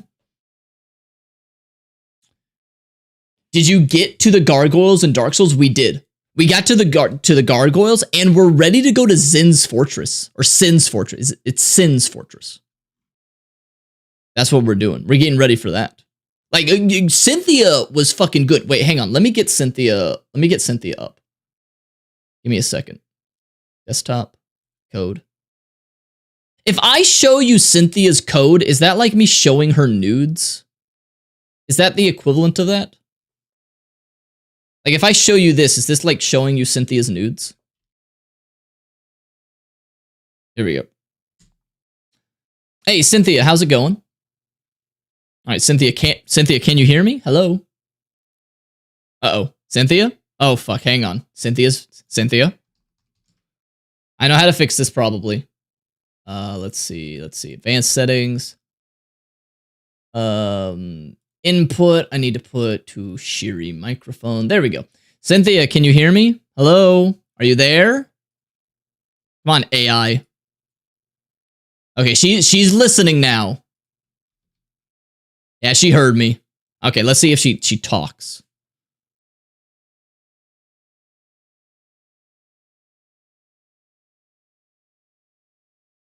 Okay, she's very quiet. Give it a second. Okay, she can't get her words out the first time. Hang on. Get your ass to the undead burg and don't forget to roll like you're dodging your ex's calls. And watch out for those damn hollows. Oh, I fucking didn't change her fucking code. She's still in Dark Souls mode. Oh, she's still in Dark Souls mode. I forgot. Oh, shit. Oh. Well, Cynthia, what's your favorite thing about Dark Souls since you're still in Dark Souls mode? What's your favorite thing? Okay, this is my AI. Let's see what she says. I left her in that mode. Whoopsie. Oh, Rave, you insufferable moron. My favorite thing about Dark Souls is definitely the boss fights. They're more intense than my late-night fantasies. What the fuck? And don't get me started on the lore. It's deeper than your love life. Shut the fuck up, Cynthia. Wiggle. All right, Cynthia, I'm going to turn you off because you're not the star of this stream, but do you have any last words you want to say? Any tidbits about Dark Souls you want to share before I turn you off? She fucked half the bosses? She probably did. Oh, fuck off. Why is she using my mouth to talk? Listen up before you cut me off. She fucking stole my mouth! The sun and always keep your Estus flask full. And for the love of Gwyn's sweaty balls, don't you dare go hollow on me. Wiggle, wiggle. She fucking took over my mouth, you bitch. I'm turning you off before you steal the rest of my mouth. Or the rest of my being. Oh my god. She stole my goddamn mouth. What the fuck? Alright, there we... What? What did she do? What the fricky frack tiddly tack? What did she... that bitch. Hello? Okay, there we go. I'm back. She fucking broke my mouth. What the hell? Oh my god. I shut her down? I shut her down. Don't worry. Oh my god. Closer to an X-ray, I think? More like showing her as a lobotomy, closer to an X-ray? I guess so. As long as it's not her showing her actual nudes. Because she would be very pissed if she found that out. She would be very pissed. Oh, okay. This is cool. Shiny Metagross evolution. Oh, this is going to be goated. Okay, isn't it true that a Metagross becomes, or a Beldum becomes a... whatever the fuck they evolve into, by two of them combining, and then it's two of those combining that makes a Metagross? So I'm guessing it's like a transformation thing.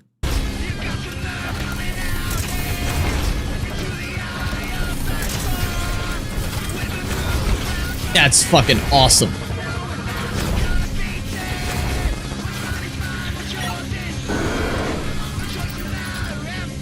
Oh, Matang, and then two Matangs combine to form a Metagross, right?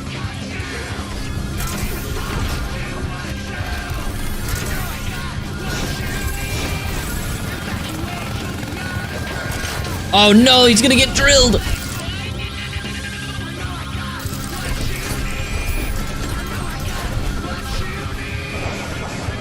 Oh, that's fucking sick. And a Mega Metagross is just two Metagrosses? What the fuck? That's sick.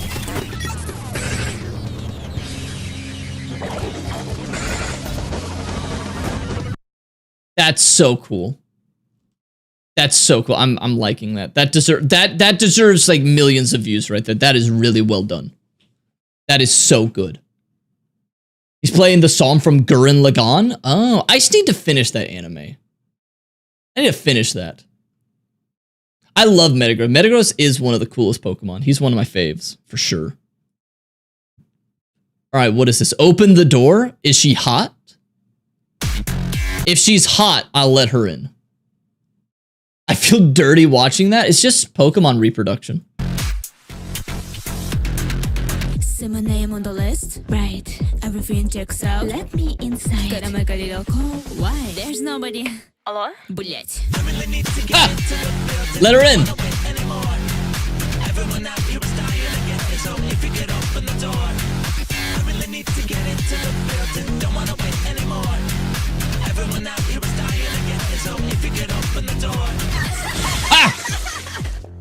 It's okay. It was just that time of the month, chat. It was just that time of the month. Would? Absolutely would. Absolutely would. Absolutely would. Worth it? Absolutely. Absolutely worth it. That was worth it. I keep watching that. It's because it's good, fluid animation. It's just really good, fluid animation. I've never even played this game, but it's a cute girl. And it's good animation, and it has fucking Yggdrasil from, you know, the alchemy on the right side over there. That I first know from Neon Genesis Evangelion over there. She seems to be on the up and up. Absolutely, she's on the up and up. Look, crazy people aren't that attractive, right? Like, if I've seen anything from typical Disney movies, it's that it's only ugly people are the bad guys. Right? Right? It's just paper, please? Yeah, but it's got a sexy girl. Right. Everything checks out. Let me inside. Gotta make a little call. Why? There's nobody. Hello? Блять. It's really good. That's really good. Very, very good. They did a phenomenal job. They need more views as well. They need more views. Oh, wait, hang on. I want to check something real quick. I want to see if anybody had the balls. Chat, I'm just gonna say it. I'm a little disappointed in y'all. I'm a little disappointed in y'all. You know why? You know why I'm disappointed in y'all?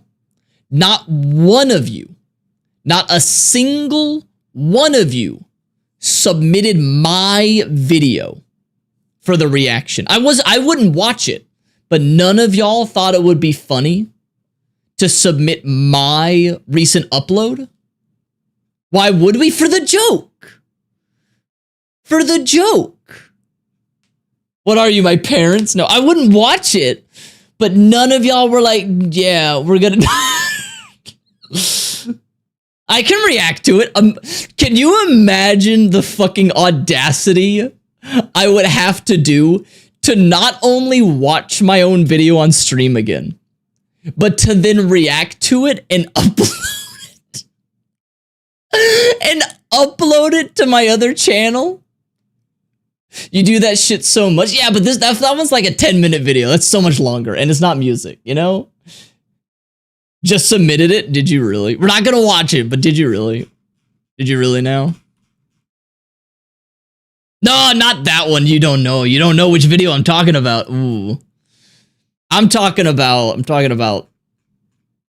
this video.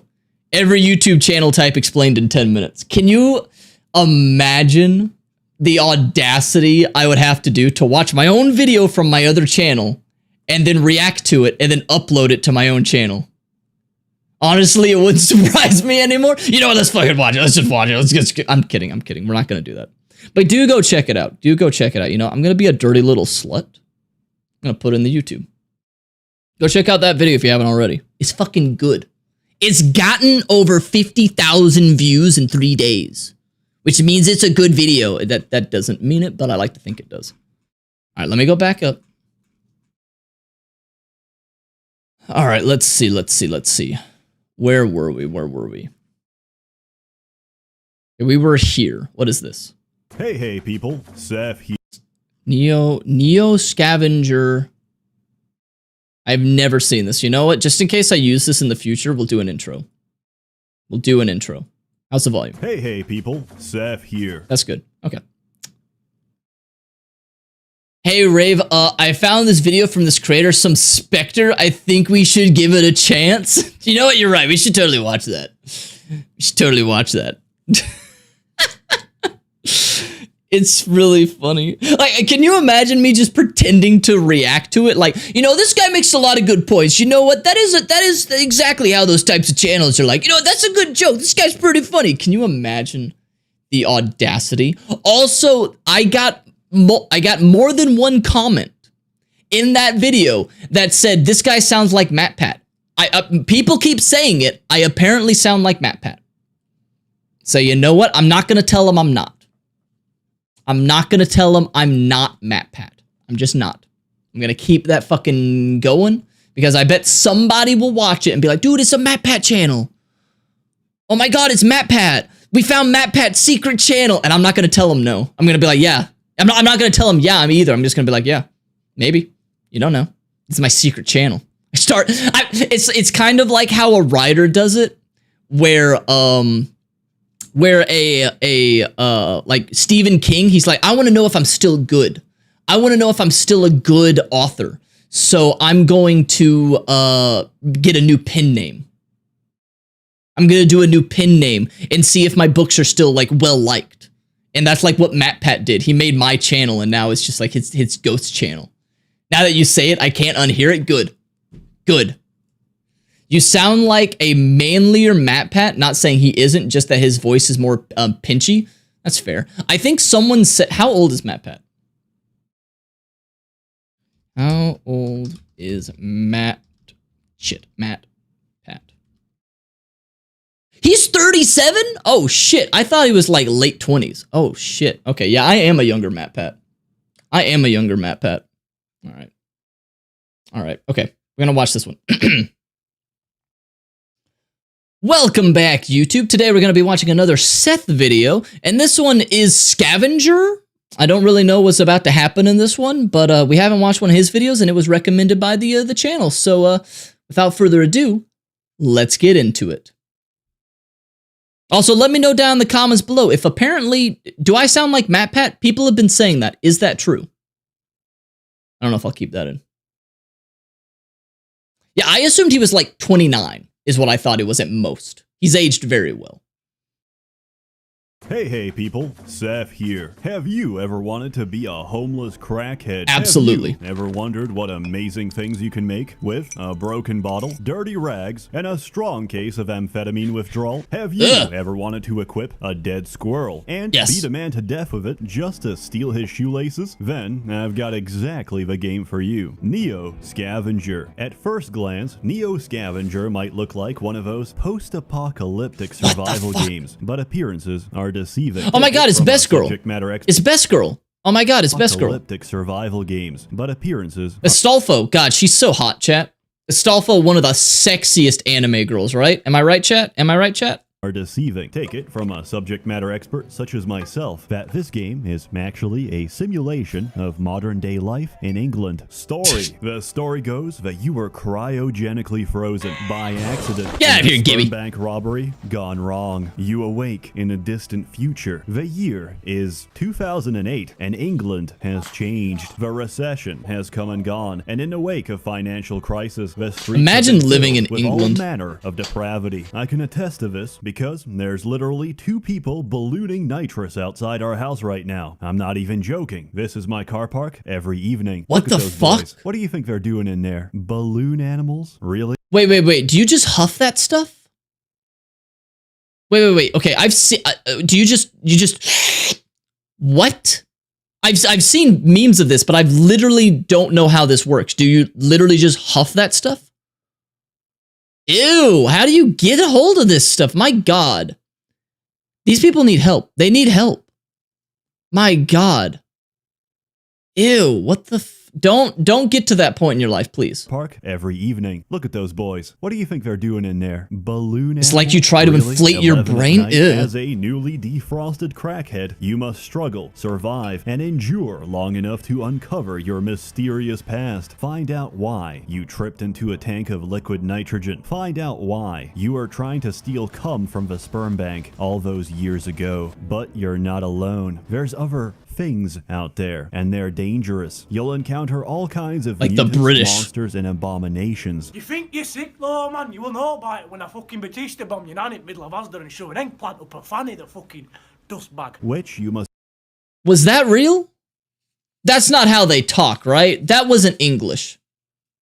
How is it that the place that, as far as I know, English originates from, as being called English, they can't even fucking speak it? How do you get to that point where you can't even speak the language that originated in your own fucking country? I don't get it. Must either confront, kill, or avoid as best you can. Honestly, I find all of those terms to be very offensive, and would rather prefer to say, yes, you're gonna meet other homeless crackheads, and yes, they are definitely going to fuck you up and kill you for your piss-stained bathrobe and your decomposing Dora the Explorer backpack. Listen, those NHS budget cuts came down hard. That's why you're fighting for your life. For the most part, Americans speak better English. Damn straight, because we're the best country on earth. But before you can do all that, you gotta customize your crackhead. You need to pick the most relevant crackhead skills and crackhead talents to help you survive and thrive in the English jungle, which include, but are not limited to, botany, which helps you identify which of the berries and mushrooms you've picked from a park are edible and which are absolutely poisonous. Small spoiler, they're all poisonous. Medic helps you steal people's prescription medication and figure out if it's safe for personal consumption. Useless, never take this. I mean, so what if Ambien and warfarin look identical? Ingesting a powerful anticoagulant as your body bleeds from every orifice is a fantastic idea. Who cares if Is it okay? Wait, anticoagulant that makes your blood thinner. That's why I was about to say, isn't that a good thing? Painkiller and swallow down Grandma's thyroid medication instead. Grandma's groid was super slow. Mine is super potent, and now it's supercharged. Trapping helps you start fire for improvised heating and catch squirrels for improvised beating. Very useful. And of course, hacking, which lets you crack passwords on the iPads. What is happening? ThinkPads and these edits are so phones fast. You've stolen from the general public. These can fetch quite a price on the flea market, depending on the quality and quantity of memes on their hard drive. It's a Bull Siemens heist in this? With the ifunny.co watermark, especially if highly compressed and almost unreadable, hold particular value and demonstrate high welcome, status. Vash. There's a lot of other skills, most of which offer unique interactions with the game world, except Electrician, which lets you fix a single air conditioning unit, and that's it. 10 out of 10, best skill point I ever spent. Neo Scavenger plays out a lot like Civilization. No one plays with me, so they're both single player. Each turn you make a number of moves, after which everything else on the map does the same. Entering a tile takes time, scavenging takes time, crafting takes time, and you gotta make your time count. The moment you get out of stasis, you've got a number of problems, and you need to fix them real fast if you hope to survive. Problem 1, you're practically naked, and if you that's not a problem. Have accidentally that's not a problem. How is being practically naked a problem? It's how I came into this world. If God wanted me to fucking hide my testicles from the world, he would have birthed me with clothing on. He would have birthed me with clothes. Nah, he wants me free balling at all times. You may not, you don't know, but right now, as we're recording this, I could be butt naked. You have no idea. Okay? I let that image seep into your brain that I could literally be on the other side of the screen like a 300-pound guy in a fucking stuck in his gamer chair, just butt naked, sweating up a storm. I'm not. I am fully clothed and I weigh like 160 pounds, but I could. You don't know. You have no idea.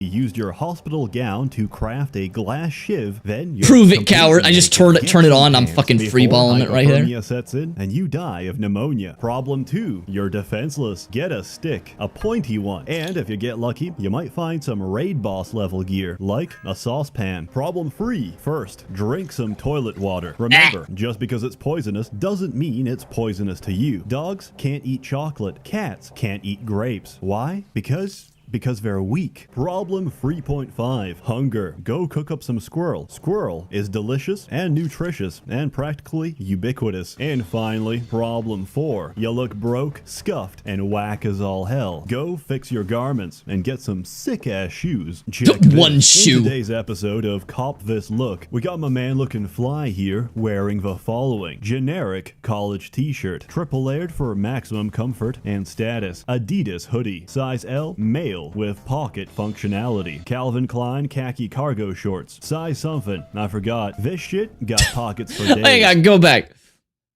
Khaki cargo shorts, size something, I forgot. I love that little edit. He's in the corner. Hang on. Look, I don't know if you can see it. Yeah, but look, he's in the bottom left corner. He's barely on the screen, but he's like, you know what? This edit is crucial. I need to make sure I have my little eye poke out of the bottom left. Very good.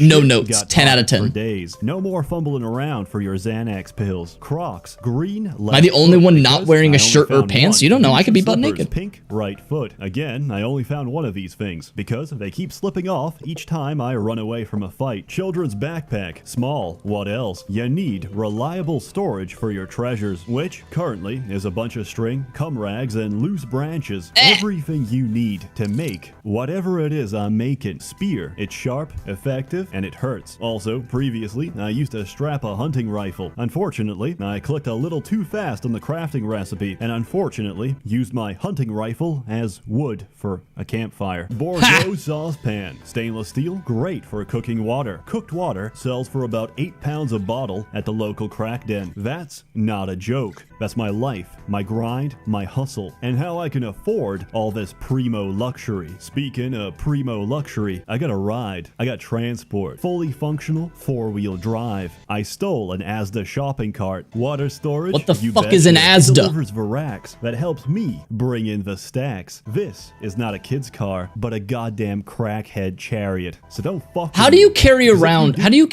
thousands of dollars in cash? Because there's no credit cards, right? This is post-apocalyptic. He is weighed down by money at this point. My goodness. My goodness. I'm gonna run away. Play hard, live hard, and you could look this good, because outwardly appearance reflects inner state of mind. You wanna keep the park bench? You act like you own the park bench. Speaking of which, combat is also turn-based, and determined by a set of actions you can take each turn. Pro tip, don't get hit. Rival hobo squatting on your favorite park bench? Just stab him to death with a piece of broken glass. He would've probably done the same to you. Look, it takes an entire combat round to ask questions, but it only takes about 3 rounds to score me a new pair of slippers. Of Hell yeah, Crocs! Rarely work out as planned. There's all manner of random events and RNG to spice up your experience. Scavenging, you might get lucky. You might also collapse the roof, fall down a hole, and one time I got a face full of black mold. Truly, art imitates life. In hindsight, I wish I got black mold poisoning, because in my current run, I've somehow managed to get sprayed down with Agent Orange, the effects of which will stay with me for the rest of the year. I've been okay, Agent Orange, isn't that the thing that was used in Vietnam, if I'm not mistaken? If I'm not mistaken. For 11 days. In resignation, I've tried to go out peacefully. Killed a lot of people. Very bad chemical. Dangerous part of town, the local job center plus, hoping and praying that another crackhead jumps me while I'm sleeping and stabs me in the ribs. Inexplicably, my prayers have not been answered. Twice, a crackhead has stumbled upon me, and twice he has groped my soft body, stolen a single plastic bottle from my inventory, and left. Another time, I ripped picked up my plot necklace for a small piece of string. I later found out you're not supposed to do that and got chased around half a map by my very own sleep paralysis demon. On the bright side, it did kill Asmongold jump scare. Me. In a later run, I found out that every other crackhead suffers just as much as we do. Spying on a nearby tile, I spotted another specimen of humanity. I spotted again to discern his intentions, which currently were passing out, being unconscious, and vomiting at the same time. I thought to myself, this is my chance, so I approached him, stealthily, quietly, slowly. In that time, he managed to wake up, recover, and walk away. It turned out I approached him so slowly, in fact, that 2 full days had passed. I'm not very competent. I did, however, manage to beat a man to death with an iPad. Provided you can survive that long, you'll see day turn into night. At night, you'll finally be able to see it, the soft siren glow of civilization. Head far enough east and you'll finally be able to reach it, a place that homeless offers the utopia promise of comfort, refuge, and safety. The end of your long, drug-induced journey, the Mecca of crackheads. Once you get there, you'll find out it's actually just Manchester. Outside, you can illegally juice electricity from the public library and warm yourself around the community trash barrel fire. Get loaded and get high off the hot toxic fumes of melting plastic. It's carcinogenic, which means you're speeding up the process of evolution. Inside, you can shoplift from Tesco Express, get turned away at the hospital, and go to your local Barclays branch, where one of the possible options is pretend to be a mentally retarded patient. Which really just describes every YouTuber, except we're not pretending. Final. True. He's not wrong. Some of them don't pretend. Some of them I feel like they are. Like, what's his name? What was that guy's name? Ice Poseidon?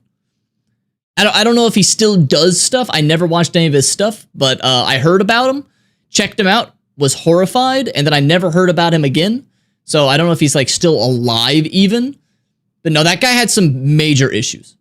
That guy had major issues. Score. Neo Scavenger is a fantastic little game with a lot of options. It's short, fluid, and self-explanatory. It is the streamlined, inbred cousin of Cataclysm Dark Days Ahead. Don't even know what that one is. It takes place in modern times, outside my goddamn window. I give Neo Scavenger 8 dirty rags out of the contents of my drinking water, which, according to this, is perfectly drinkable. And if you'd like to experience what life is like in the UK, an experience that I would best describe as the struggle, then I recommend buying it. But if you're a reasonable human being that doesn't get swayed by the sweet curried words of a disembodied voice, then I recommend trying it. A warm thanks to the many members of the Merchants Guild generously funding and bankrolling these videos. This one, however, is completely free. In lieu of current circumstances, Seth needs to move out of this lovely neighborhood. I'll do my very best to minimize disruption, get back on track, and above all, avoid getting shanked. You're all truly wonderful. Do your best, man. Have a good one.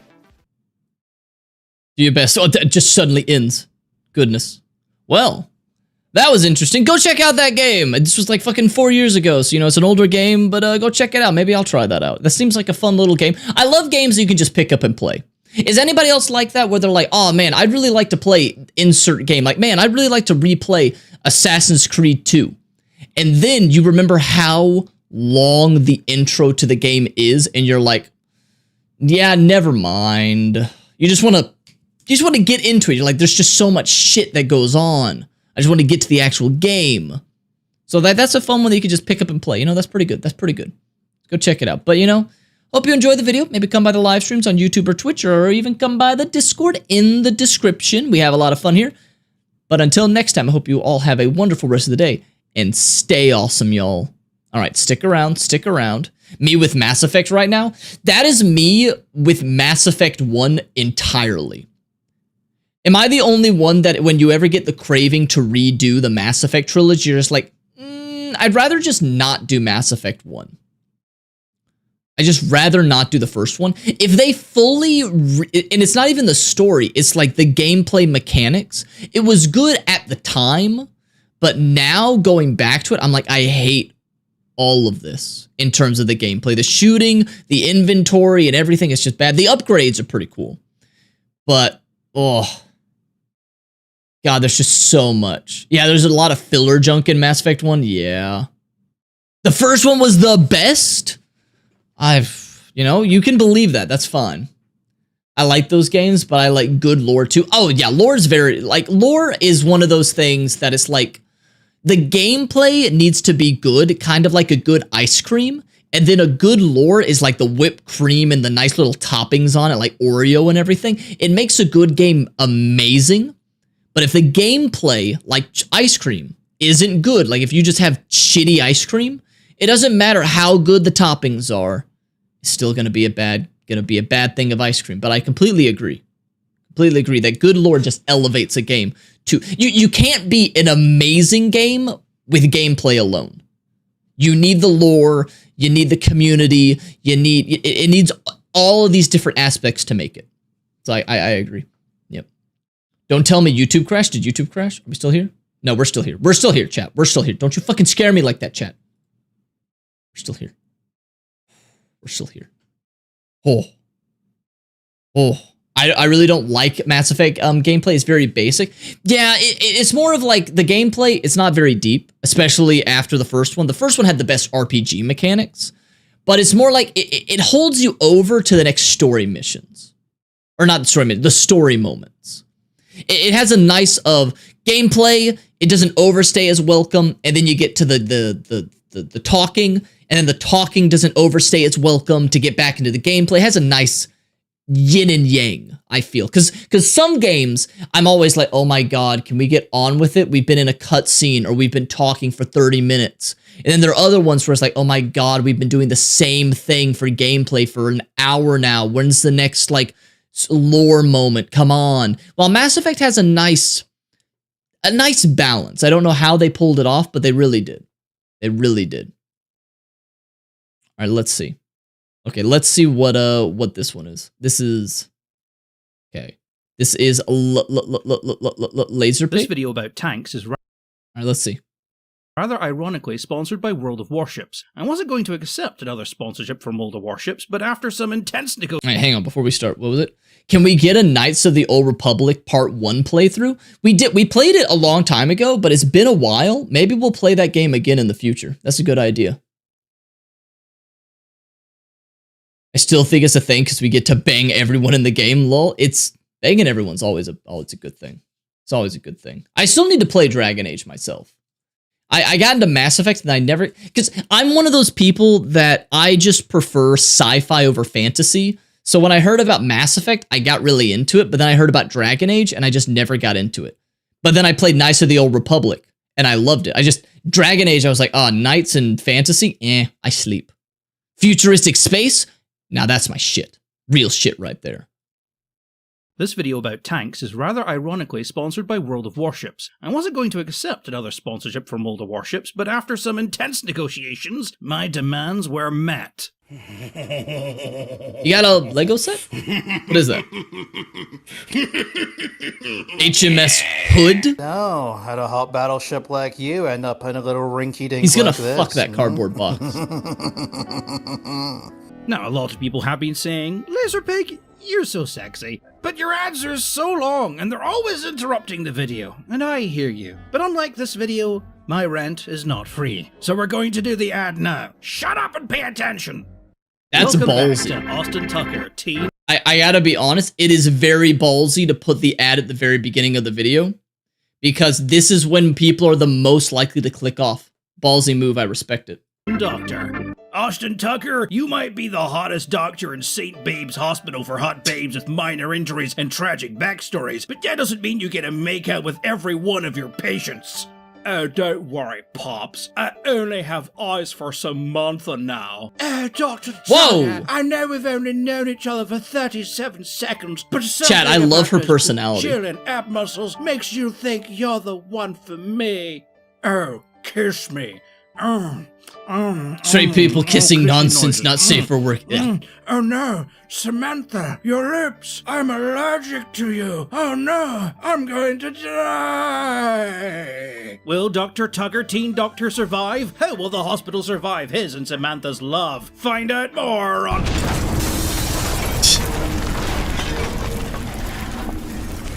What are you watching this shit for? It's time for worship! Do you like boats? Well, now they're at war for some reason. Millions of them, all I like playing in boats. They're cool. spectacularly detailed, graphically stunning 12v12 arenas, ranging from the frozen north to Craggy Island. Doesn't make sense? Who cares? You're a battleship captain now. You don't have time for people logic. All you need to know that it's free, and it's on PC. What's that? You don't like battleships? What are you, some kind of nut? Hey, that's fine. We got This destroyers, is a good ad. submarines, This is a aircraft good ad. carriers, cruisers, tugboats, maybe. I don't know. Give it time. They're always adding something to the game. In fact, sign up now and take part in the new Dockyard event where you can build the Puerto Rico. What's the Puerto Rico? I don't know. It's a battleship, I guess. I mean, just playing the game and completing challenges, you can earn this free Tier 10 battleship that you can use to bring the pain in late-game arenas, or even in clan battles. What's that? Don't like people? Yeah, fair enough. You can play all by yourself against bots. It's okay. Yeah, No you're one right. judges This you guy for can it. actually Well, sell the ads. battleship, He's pretty you're in a good. massive battleship. You He build doesn't the just overlapping read the crap script that of they other give him. battleships. He does What it well. more can I offer you here? But wait, there's more to offer here. Sign up now with Alright, the thank you for link coming in the by, description Army Eater. and use code LASERPIG and I'll give you a bunch of free shit. Uh-oh, it's storming 500 outside. doubloons, 2 million credits. Dude, 10 days Spiral, of it's the premium, Spyro Bear. and better yet, your own choice of free ship. That's right. No more shall we be repressed by the hubris of man, dictating what one free ship we may have. Sign up now, code LASERPIG, link in the description, and choose between the Cheyenne, the Azukaze, the Kuma, Mayogi, What? or Osho? I think I'm saying those right. Like props to World of Warships for giving the guy who mispronounces everything but the hardest pronounced ships to give away. Thank you for that. Really cool. Just complete 15 battles. Doesn't matter if you win or lose, and whatever ship you choose will be yours. Personally, I'd go for the Hosho because it's the most expensive. I mean, unless you want to spend half the money I'm giving you free for it. I mean, up to you, I'm not judging. So play World of Warships because I play it and I need people to play with because I'm terrible at it. It's free, it's also on console now, so you've got nothing to lose. So go download it now! Anyway, on with the video. And then my mic broke, so I had to use the backup old one. Smart. Ah, French tanks. Love This them or don't hate sound them, good. it doesn't matter. They hate you more. Of course, I'm old enough to remember a time when the popular internet amateur historian didn't think France had any tanks, or thought they were all hopelessly outdated, and that's how Germany swept the floor with them in the Second World War. Oh, you sweet summer children. Of course, now everyone is super into the Sharby 1 because it's god tier in various tank games. And what have I told it you? It looks has cool. a bigger, meaner, more Frenchier older sister who has a sort of Oui, oui, baguette. mysterious mystery which surrounds her. I mean, obviously I'm talking about the Char 2C, but pretend you didn't know that and I'll give you some sweets later. Intrigued? Well, keep watching and I'll explain in a bit after some mandatory explanation of history to pad out the running time of the video.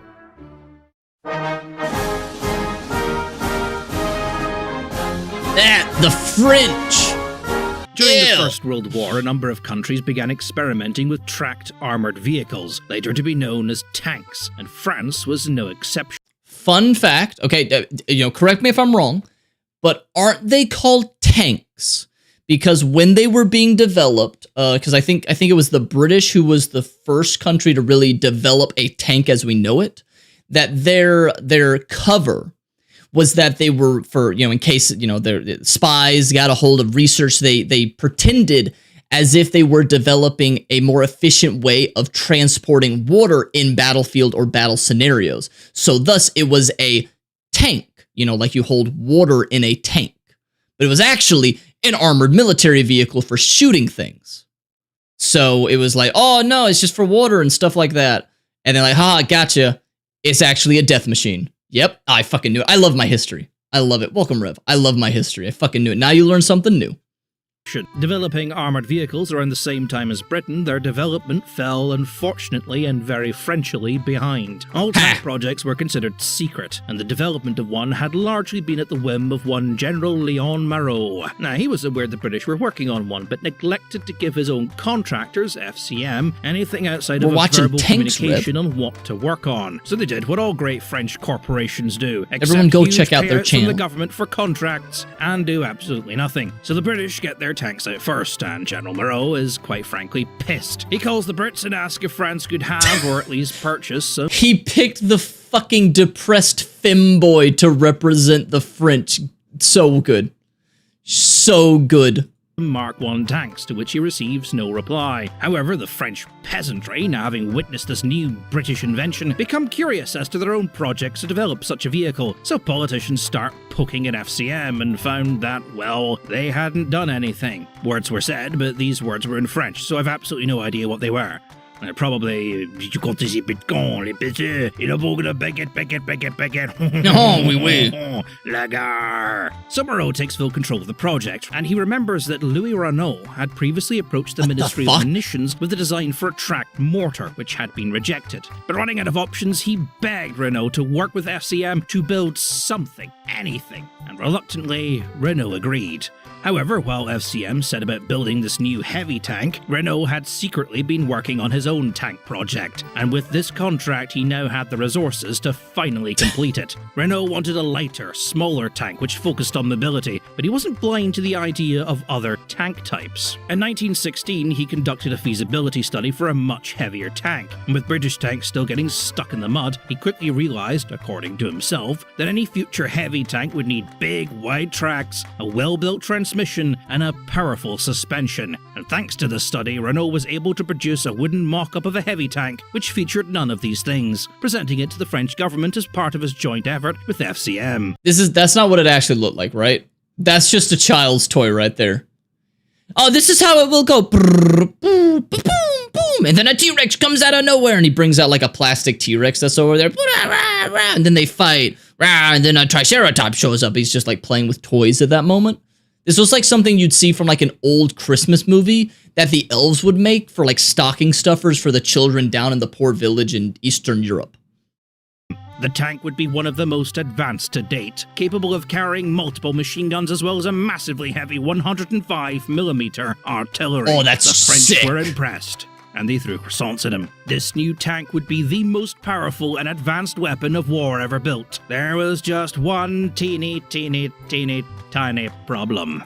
Brigadier Jean-Baptiste Estienne, who was now in charge of France's tank divisions, had been a key advisor on Renault's tanks project and had been sneakily listening in on everything going on. Now, he was in favour of returning to a war of mobility. He wanted those lighter tanks that Renault was building, and that was the problem. See, the politicians and the public favoured the bigger, heavier tanks. But because France only had limited factories capable of producing tanks, there was a very good chance that these idiotic politicians would spend all of France's resources just building one massive tank.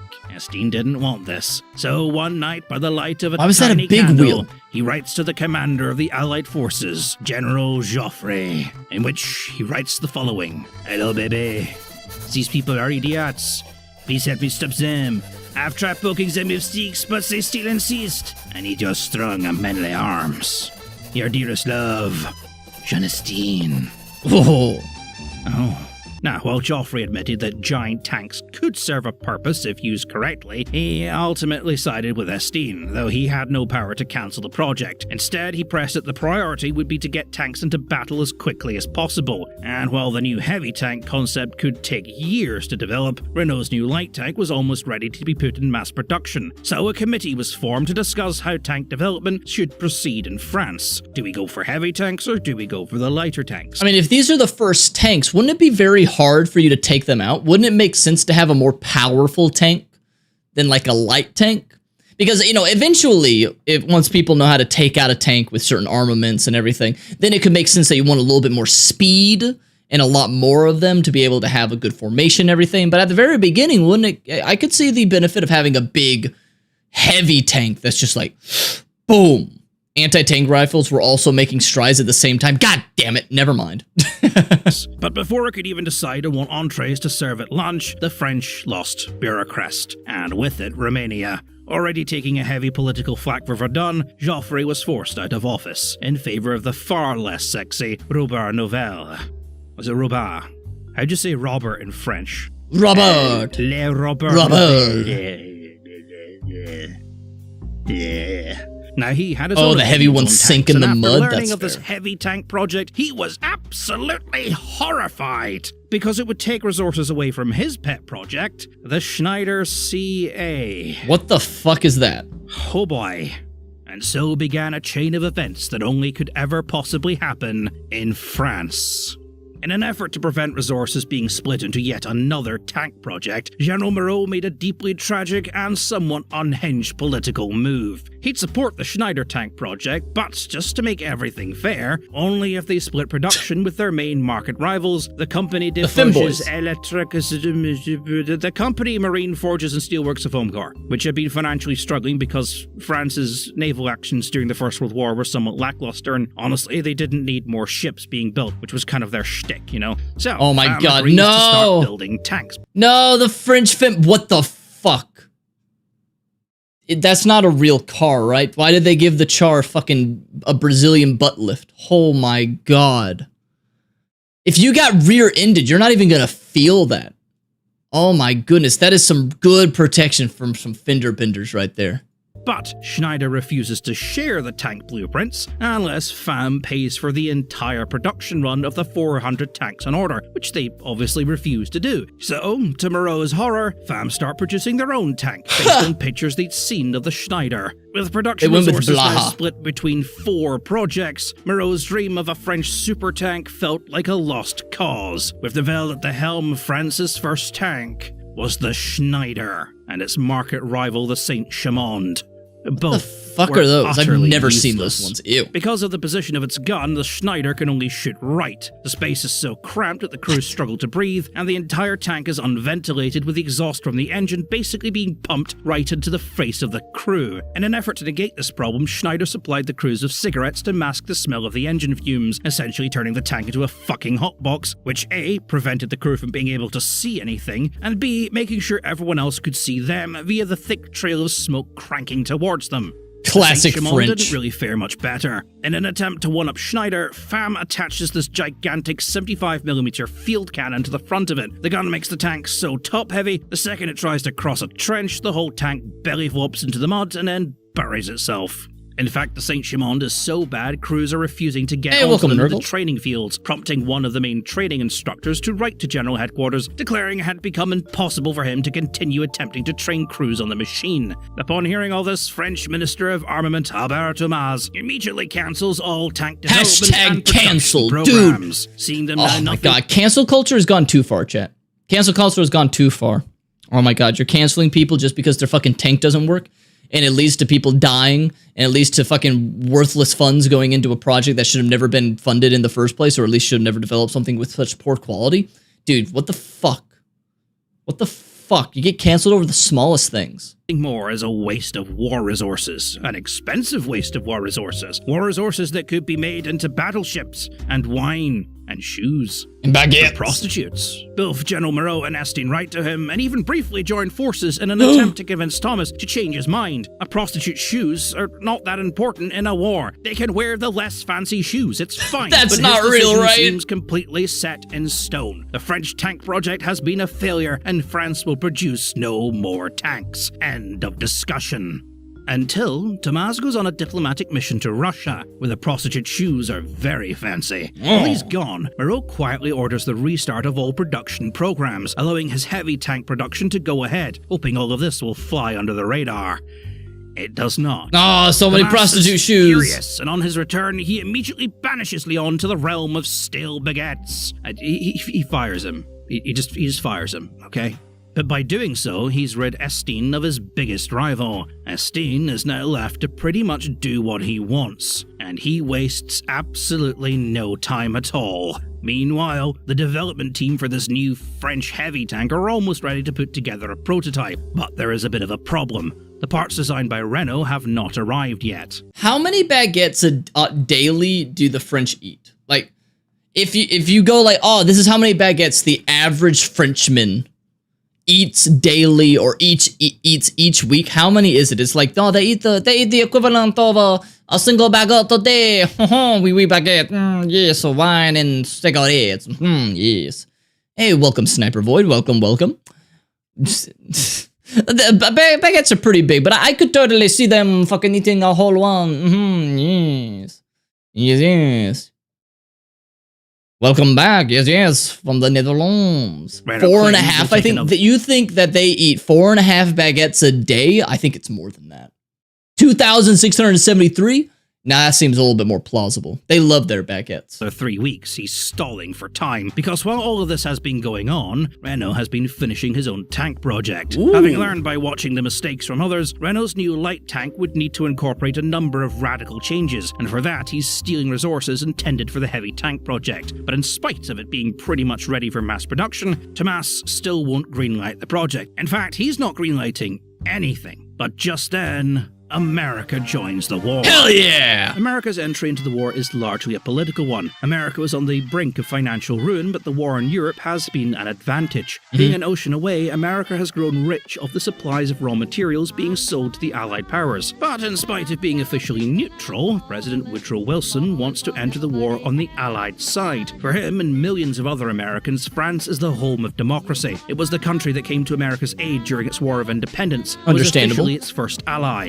France is also heavily in debt to the US, and if it were to fall, Wilson fears those repayments would never be made, recreating the conditions for an economic turmoil. There's also a second reason. America has become a melting pot of different nationalities, lots of French people, and so on and so forth, and they're not mingling particularly well. Wilson believes that by joining the war, he can unite people against a common enemy, and that will fix all of America's problems. And from now on, it will be nothing but people holding hands and singing songs from there on in.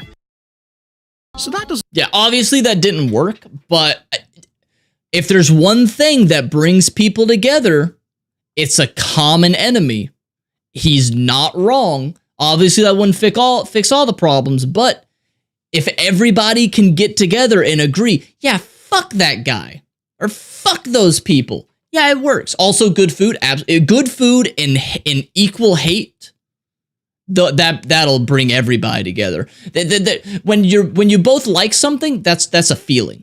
But if you both hate something, oh my god, you can bond so much over that. You're like, you hate that guy too?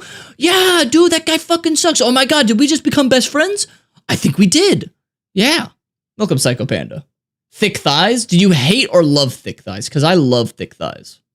I love thick thighs. Doesn't work, but that's a different story. Anyway, in an effort to delay their inevitable defeat, Germany starts a program of unrestricted submarine warfare, allowing its U-boats to essentially blockade Britain by sinking any boat supplying it, including the American ones. And this naturally pisses the US off, so now they are Don't fuck with our Britain boats. And France send envoys love to them? America, Oh, and I love thigh highs as well. Send wave after wave of their own men at the enemy. This is completely unrelated to the French, but why is it that it's like a hot, attractive naked woman? That's sexy. But then you put the hot, attractive naked woman in thigh highs, literally give her more clothing, just put on thigh high socks. Suddenly she's hotter. What the fuck? Why is that? Like, that's all it is. It's just, it's extra clothing. I'm seeing less skin, but it's more attractive. What is up with that? They're going to send wave after wave of American men at the enemy. But to do that, they need to convince the US to send troops. But who is going to command them? France says it should be them because, well, they are the ones leading the Allied force. Britain says it should be them because the language barrier and the food barrier would be somewhat lessened. What did that say? Says it should be them because the language barrier and the food barrier... He's too British. Americans react. Americans tried to understand Al Carr being British for 10 minutes? Who? I barely understood this title. What is that? Americans react to what can't read. Americans react to what? This is such a weird title. Americans react to what to eat in England. Too many twos in that sentence. What the? This looks disgusting. What are you talking about? It's eggs, bean, looks like fried ham, some tomatoes, and toast? What are you talking about? That's great, okay? I will shit on some things about the British, but if you can't like beans, what the fuck is wrong with you? Is it a gourmet, 5-star Michelin, whatever, breakfast? Absolutely not. But if you can't enjoy a good old beans toast and some ham or bacon with some eggs, I don't know what's wrong with you. That's really good. Screw this guy. This guy looks like a manlet. I don't know who this guy is. I don't mean anything by, but I'm gonna joke that he looks like a manlet who doesn't fucking eat his meat and veggies, and he doesn't like beans. He's like, I like a soy milk, and I like those fake burgers that come from plants. Ugh. I can't stand the texture of beans or mushrooms. I understand the mushroom part. I can't stand mushrooms either, unless it's in a sauce. Like if it's just mushrooms, I agree with you on the texture. Beans, I don't agree, but mushrooms I do. But if you grind up the mushrooms and you put it in a sauce, it can be really good. Would be somewhat lessened. Congress isn't sure. But into this fray steps Commander Joffrey. Remember him? Oh, baby. You ate a raw can of beans for Joffrey $1? had been used as a scapegoat I think for I'd French charge a little failures, bit but with more. new French command proving equally, if not more, incompetent, Joffrey is back on top, and a little revenge plot is boiling in that mind of his. See, Joffrey has been sent to America as part of the French envoy. His superiors are expecting him to win favor with the US Congress and convince them to send wave after wave of American men at the German machine guns so that the French will stop deserting and thinking that maybe communism isn't so bad. Joffrey spends 4 weeks on tour. In full view of the press, he's seen waiting patiently for a haircut in the slum district of St. Louis. He meets with the French immigrants there, visits the hometown of Abraham Lincoln, and lays a wreath at the tomb of General Lafayette. You Americans, of course, know who he is. You don't need me to explain your history. Lafayette, army commander during the Revolutionary War, helped you win the Battle of Yorktown, considered a national hero. There's a town in New York named after him. You know. Joffrey was quickly becoming a recognized household name. The press loved him, the public loved him, I love him. But this was all just a distraction. Before he'd left to go on tour, Joffrey had addressed the US Congress as an individual and had written a letter recommending the US forces be independently led, beholden to no one, and using their own supply. Now, Congress wasn't stupid. Well, back then they weren't. They were well aware of Operation America Meat Shield, so they went with Joffrey's recommendation. The US would enter World War I as an independent allied force, under the command of all-American badass General J. Pershing. Now, Pershing was another who believed in rapid mobile warfare. He'd seen trench warfare played out in Europe and wanted to avoid it as much as possible. Yeah, He'd also fuck seen trench. reports in the Battle of Cambria. Hey, welcome, where the British Matthias. had used mass Or not tank Matthias, formations Mathis, to sorry, I crush mispronounced barbed your name. wire and suppress machine guns, Welcome, while the Mathis. infantry followed him behind. Pershing believed that not only could he recreate this tactic, but improve on it, and for that he wanted tanks that were light and fast and not slow and cumbersome like the British ones. Thankfully for him, once he'd arrived in France, Right, there no, had Matthias. once I know I again pronounced it been a right. change of No, leadership. I was right, Matthias. Sorry about that. Lol. The morale of French troops was now That's how at an stupid I all-time am. low. Desertions were frequent, and many Matthias. troops were now refusing to march blindly into the meat grinders each battlefield had become. They needed someone who could unite them. I'm so bad at pronouncing things that I immediately assumed that I said it wrong the first time. And there is one man who might do just that. It's decided that all Allied forces should be placed under a central commander, and that commander is Philippe Pétain. Pétain was a national hero, unlike other French commanders who favored the restrictions. Okay, wait, okay. Those are some nice emotes there. I have a question. Why is it considered, like, French is considered the language of love? Why? I've never heard it in a way that it's like, oh my god, so sexy. It doesn't sound sexy to me. Okay, I don't get it. It doesn't sound like a language of love. Oui, baguette. It just sounds weird, but also it could be because I'm saying it in a very obnoxious way, but I just don't get it. Because a baguette can be used as a dildo? Is that literally the only reason? They're like, oh my god, the language of love. Let me ride this hard piece of bread. Stick it up my ass. Oh, is the language of aristocrats, art, chivalry, and courtship? Oh. Of the class system. Also, keeping we're the watching a peasants video where on they are, tanks. and out of my bloody wine shack. Oh, disgusting. The working class. Why am I doing a British accent? These people are French. Meu Dieu, it's the working class. Ugh, disgusting. My wine is superior. Your wine tastes like toilet water. Something like that. I don't know. I'll replace that line later. No, you won't. Unlike other French commanders who favoured the restrictions of the class system, Pétain frequently visited the frontline trenches. He handed out cigarettes, drank the same wine, ate the same stew as the common soldier. The French saw him as an inspiration, a people's man, and as luck would have it, he too was in favour of faster, lighter tanks. He was also a good friend with Estienne, and did not waste time placing him in charge of all tank production in France. But that wasn't to be the end of it. The public and those dirty politicians still favoured the heavy tank ideology, and what was worse, Pershing had ordered a number of Renault's Oh my god, that's terrifying. It's like a T-Rex. Oh my god, I hate. It's like a monster just coming out from there. It's like, nobody move. Its vision is based on movement. Oh. Why is the class system still in place then? Because it's unavoidable. I feel like just as humanity as we are, the class system is just unavoidable, unfortunately. Wow, that's a lot of nice booty there. Thank you for sharing. Thank you for sharing. That's just, there's always going to be like that. It used to be where the class system was just you're the aristocrats and you're the lower class. We're better now because at least we have a middle class. But yeah, it's I wish we could get rid of it. Maybe one day, maybe somebody will figure it out or will invent fucking Star Trek level technology that there won't be any class.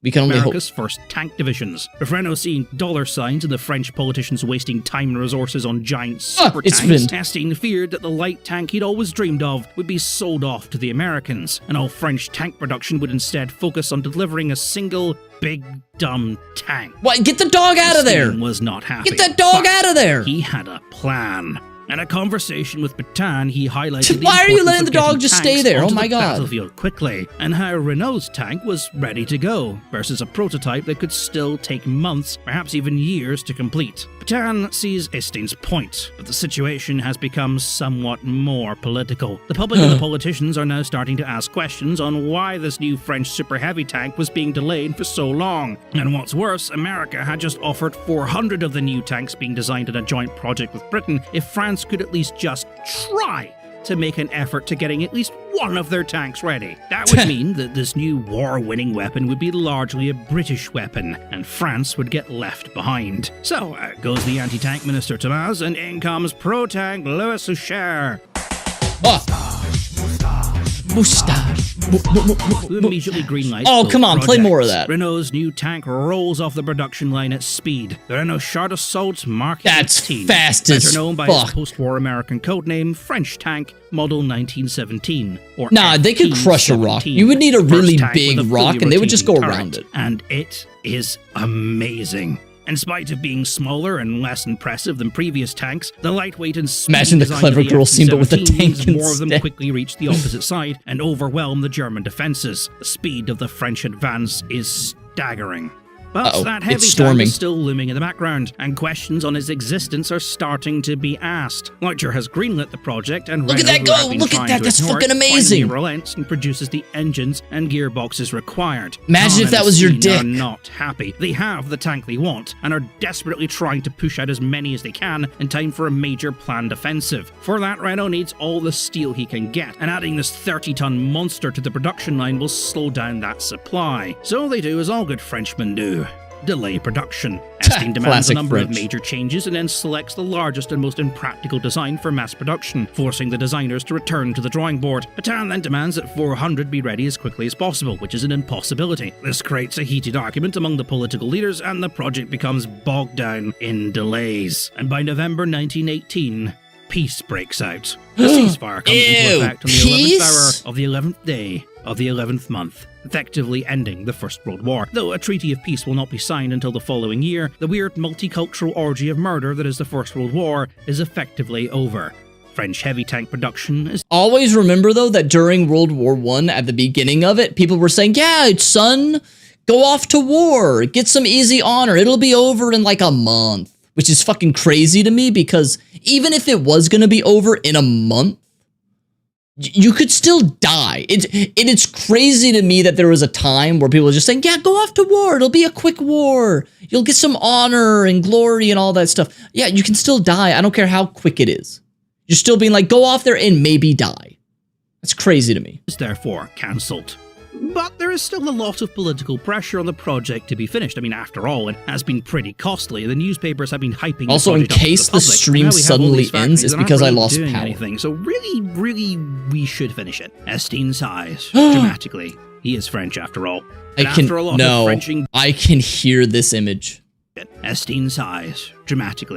Fine. I guess you are my little pog champ. Come here. I can hear that. He is French after all. And after a lot of Frenching back and forth, he finally agrees to a limited production run of 10 heavy tanks. Work begins. That being France, work begins slowly. Peaks around 2 p.m. and then everyone takes their breaks and doesn't come back. You want an until the following day. unrealistically But big eventually, tank? they do Maybe finish one day them. we'll have While the Goliath FD-17 weapons. is probably rather unfairly remembered as the world's first Oh my modern God. tank. It will be this new tank, the FCM Char d'Assaut de Grand Modèle, known more commonly as the Char 2C, that will carry the innovations of all future modern tanks. It is the first tank to feature a 3-man turret with a dedicated Storms loader, are a bad gunner, down a there in commander South acting as Carolina. spotter. It will feature You're a not that far from me, 75mm so we gun probably capable of have the firing same both high ish explosive storm. and armor-piercing So, rounds, yeah. as well as a coaxial machine gun running parallel to the main gun, two-way radio communication between the crew, as well as a set of heavy, wide metal tracks. All things that would become standard You've done in a the Second gaming World marathon War. for Char 63 2C was hours, the you only madman. super tank designed to become fully operational, and out of all the proposed designs, it was probably the most practical and the most modern. It would have a final crew of 12 and be one of the first non-specialist 12 tanks to in a feature a tank? radio as standard with a dedicated radio operator. Unfortunately, heralded by Estienne and people like him, French tank philosophy would follow the footsteps of the F-17, which honestly I can't blame them for. The FT-17 proved to be World War I's most successful tank. It would go on to become the first tank of Japan, the US, the Soviet Union, Finland, Estonia, Lithuania, Yugoslavia, Belgium, Czechoslovakia, Switzerland, the Netherlands, Greece, Sweden, and even Brazil. Those are so small! So it was only natural that French designers would choose to follow in the footsteps of their most successful tank, not the weird sister that no one wanted. So, Second World War French tanks like the R-35 and the D-1 would be built to be small, lightweight, and have a one-man turret with the frontal plates heavily up-armored to try and combat the rising advance of the anti-tank gun. Our good friends at Samoy, who were responsible for the Schneider, redeemed themselves with the S-35, one of France's most successful tanks of the period, though highly underrated given the shadow it's living That's in. what The she only said, tank they're that so would come small. close to the technical innovations of the 2C would be the Char G1, an unfinished prototype for a medium tank which featured turret stabilization, a semi-automatic gun loader, and an optical rangefinder, all things that were not really common on tanks until late model M4 Shermans. Of course, none of these would be finished by the time France fell, though once France was liberated, it was strongly considered restarting the project to create a fully independent French armoured division. However, by then, America was pumping out Shermans by the shipload, so there wasn't really much point. So instead, it was decided that France would attempt to fucking produce at a it tank again. for the then Love it. unexploited heavy tank market, the Cabbage. ARL-44. So in an ultimate twist of irony, France's first tank since its liberation would be a heavy tank. Which honestly wasn't that great, though considering the French had to scavenge That for is the paper to most- draw plans. If you asked me to draw a tank for you, this is what I would draw. This is the most generic looking tank I have ever seen, and I love it. I love it. They did a pretty decent job. But what happened to the 10 Char 2Cs, and what is this mystery I keep alluding to? Well, after the First World War, and having been lumbered with all these behemoth tanks, France wasn't particularly sure what to do with them. FCM fiddled around with the tanks until about 1923, when France semi-retired them, keeping 2 in a battle-ready state while the others remained in the shed. It wouldn't be until World War II when all 10 tanks were reactivated and pressed into service, forming their own unique division, the 51st, though their use never really ranged beyond taking propaganda films. By this point, the tanks were considered hopelessly fuck that outdated, wall. being large, slow, and with only 40mm of armor protection, and yet they were oddly capable. All 10 tanks had radios, and an interlink communication with a central command tank having a dedicated commander capable of directing the whole unit. This was at a time when radios in French tanks were still relatively uncommon, and flak signals were still in use. A modernization program had begun in hopes of carving out some use for these tanks. The command tank Lorraine was up-armored from 40 to 90mm, making it the single most powerful tank in existence at the time, if you only consider armor and weight as power. But it was to no avail. After the Germans broke through French defences, the decision was made to move the tanks to the south of France to prevent them from being captured. They were loaded onto a train and began a long journey south, but a burning fuel train blocked their path. And after a lot of Frenching, the decision was made to detonate the sabotage charges inside the tanks, destroying them. The Germans would find them a few days later as burning wrecks. FCM would attempt to build several more heavy tanks, including an attempted commission for a 600-ton tank capable of wielding a battle. What the fuck? That's awesome! Is that a real idea they had?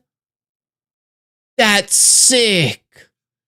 Oh, that seems like that would be terrible in war, because it's just such a big target on land that, oh my, huh? Battleship turret. Yeah, that never went anywhere, but it would never. Oh yeah, had none of these anchors. ideas would ever leave the prototype stage, save for the FCM F1, a dual-turreted 139-ton monster truck of a tank, which was rush-ordered in 1940. Construction began, but was never completed. Anyway, that's all from me. Yeah, that's something straight out of 40K right there.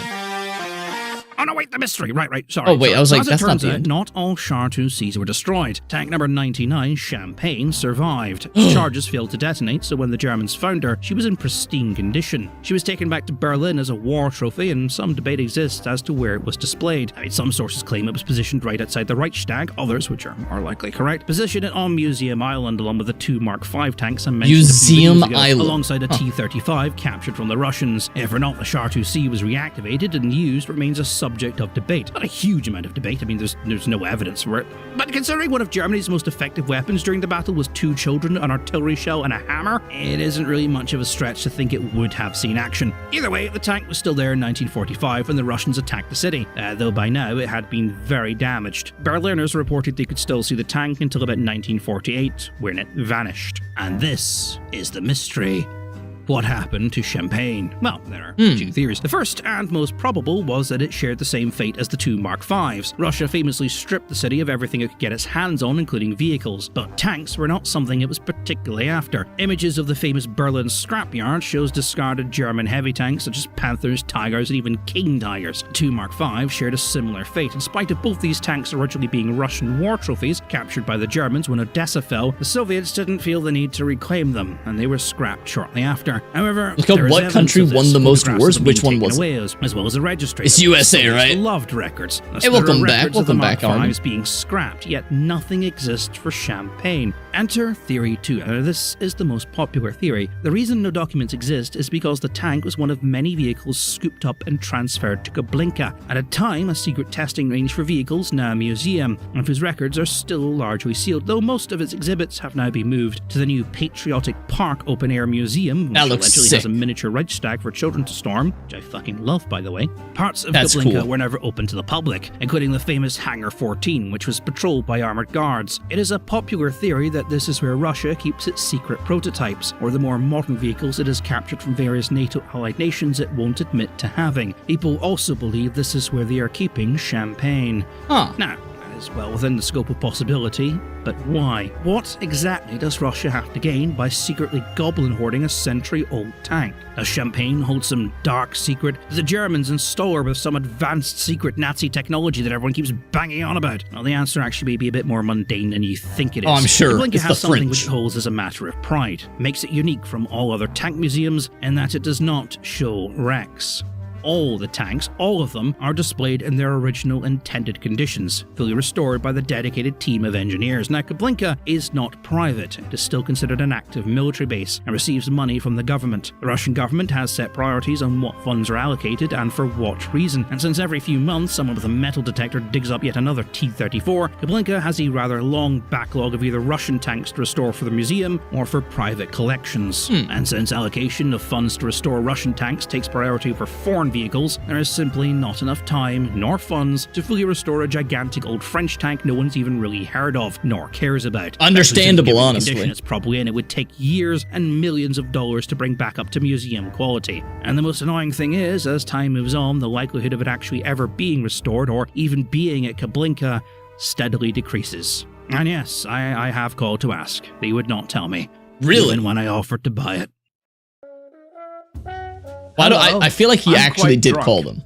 And I'm going to explain why in a second. Okay, so I'm adding this part on at the end because, well, firstly, my microphone is working again, thank fuck for that. But because this final part was going to introduce a third theory. And that third theory is my own Aliens. personal theory. I was Aliens. going to go on and explain about how all the other theories generally don't make any sense. About how a lot of the information regarding those theories are basically How was the woozles, movie? I'll let just you know various after this. websites repeating the same information over and over and over again, which largely comes from one misquoted source. Now, I was going to go over all the work that I'd done trying to find the Charter Sea and the conclusion of where I thought it was. It was going to be a very behind-the-scenes look at the kind of stuff that I do all day. Unfortunately, for reasons beyond my understanding, YouTube considered this part of the video a breach of community standards. What? I don't know why, but when I asked for independent He's onto verification, something. whoever reviewed the video seemed to agree with the bot. Now, normally I wouldn't care about something like this. I am convinced that whenever, if you're, even on big channels, a lot of the time, if you get flagged by a bot, the person, the manual review doesn't fucking review it. They just go like, no, the bot's right. They're not even going to look at it. They won't. I'm convinced by that. I've had a strike on my channel with something and I was like, no. Like, if you actually watched it, you'd know the bot was wrong. I got struck with something and I was like, this is a video on YouTube already for what you struck me. So the bot is wrong. I can see why the bot struck it, but with a human reviewing it, you would have known that it's like, no, this is already on YouTube. This is fine. But they didn't. I think they just said, no, I'm not reviewing it. Fuck you. It just means I can't monetize the video. But the last time a video of mine got flagged by a bot for breaching community standards, which was me singing happy birthday to Samito Media, YouTube decided it was a hate crime and deleted the video and gave me a community strike. And if I get too many of those, it's bye-bye Laserpig. So with the only valid appeals process being to start a Twitter account and make enough noise to attract the attention of Pretty YouTube's much. overlords. Which I'm not going to do, because I really don't want to have to make a fucking Twitter account. Fair. So I'm not going to take the risk. So right now, I'm going through that entire segment, I'm cutting it into sections, I'm uploading each section as its own private video, and I'm trying to find which part is triggering the bot, because YouTube obviously doesn't tell you, because that would make life too easy. Why would they do that? If I can work it out, if I can get this fixed, I'll re-upload that segment as its own independent video, and I'll go into a little bit more detail and everything else, and whatever. It's weird that this Second to pig is point, talking to me. The karaoke I do at the end of each video. I'm sorry to say I'm not going to be doing those anymore. I enjoy doing them. I love doing them. People seem to really find them funny, but I think we all knew that this was coming. I always at some forget that point. pigs have YouTube hair. has once again I decided think that I always me feel like singing they're these just songs skin. are a violation of copyright and are considered a cover song, not a parody, which means half my income, which, isn't a lot, by the way, will now be sent off to these multi-mega billionaire record labels who plead poverty but refuse to give themselves the slightest pay cut. So, a Patreon may be coming out soon. Turns out this is necessary to do, to beg people for money, and I'm just going to get over my hatred of having to ask people for money, so yeah, that's a thing. I had 3 songs that I never got to use in video. Man, I Feel Like a Woman, Hellfire, and the theme from Dexter's Laboratory. I love Dexter. When I get around to making it, which might be ready now, who knows? I'll let you know. If there's a link in the description, it's ready. If there isn't, it's not. So don't harass me and say, where's your Patreon? If don't have a link to it, it doesn't exist. Shut up! Anyway, so in the meantime, go play World of Warships. Code Laserpig, get your free carrier. Or the battleship, actually. Honestly, it's a good battleship. Pretty accurate, good armor. Really good for new players, if I'm completely honest with you. Anyway, some boxes are going to appear. You can click on them to see the other trash that I've made. Click if you want, or don't. It's cool. I'm going to sit here and think of frogs. Nice. Nighty-night. Night. It didn't pop up, by the way. Nothing popped up. But, yeah.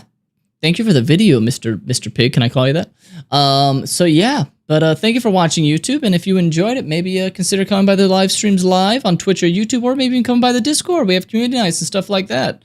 Pinned in the description, or it's in the description. If you're watching live right now, it's in a pinned comment.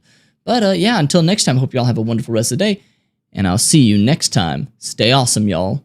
Okay, we're still here. We're still here. How was the movie? The movie Psycho Panda was really good. I don't want to spoil it. I mentioned it at the beginning, but it's very good. It had some twists in it that not twists, but some unexpected things in it. It had some things that I did expect, and then it had some things that I didn't expect. But when the thing that I didn't expect happened, I was like, oh, since they did that, I now expect X, Y, and Z, and I was right. But it's good. It's Deadpool. Ryan Reynolds fucking kills it, as always. Deadpool is a good movie. Is it like a new fucking cinema masterpiece or anything like that? No, it's more Deadpool. I'd say it's on par with Deadpool 1 and 2. It is as good as the first two, I would say. We talking about X-Men, Deadpool and Wolverine? Yeah. It's very good. They make some good jokes, and stuff like that. It's just good. It's just good fun. It's just good fun. Yep. So, fun fact, the smallest tank ever built is the Moras, made in Italy. It could only fit one person. That is a weird tank. Gonna be honest with you. That is a weird fucking tank. But, alright. Well, thank y'all. This is gonna be a bit shorter of a stream. Sorry we couldn't get through more videos, but we got through a laser pig video. I know some of y'all wanted that. I'm gonna see who we can raid because it is almost midnight here and it is thundering and my lights have already been flickering, so I'm like, is my power gonna go out? So just in case, we're gonna just have to end it here. But thank y'all for coming. Hope to see y'all again. Thank y'all for coming. In the future. See y'all again. Turn my fucking mouth off. Okay, there we go. Let's see. Who can we raid? Let's see. Let's see. You know what? Just because it's War Thunder, we'll do Raven the Fox. That's what we'll do. Let me do /raid. Just because it's War Thunder.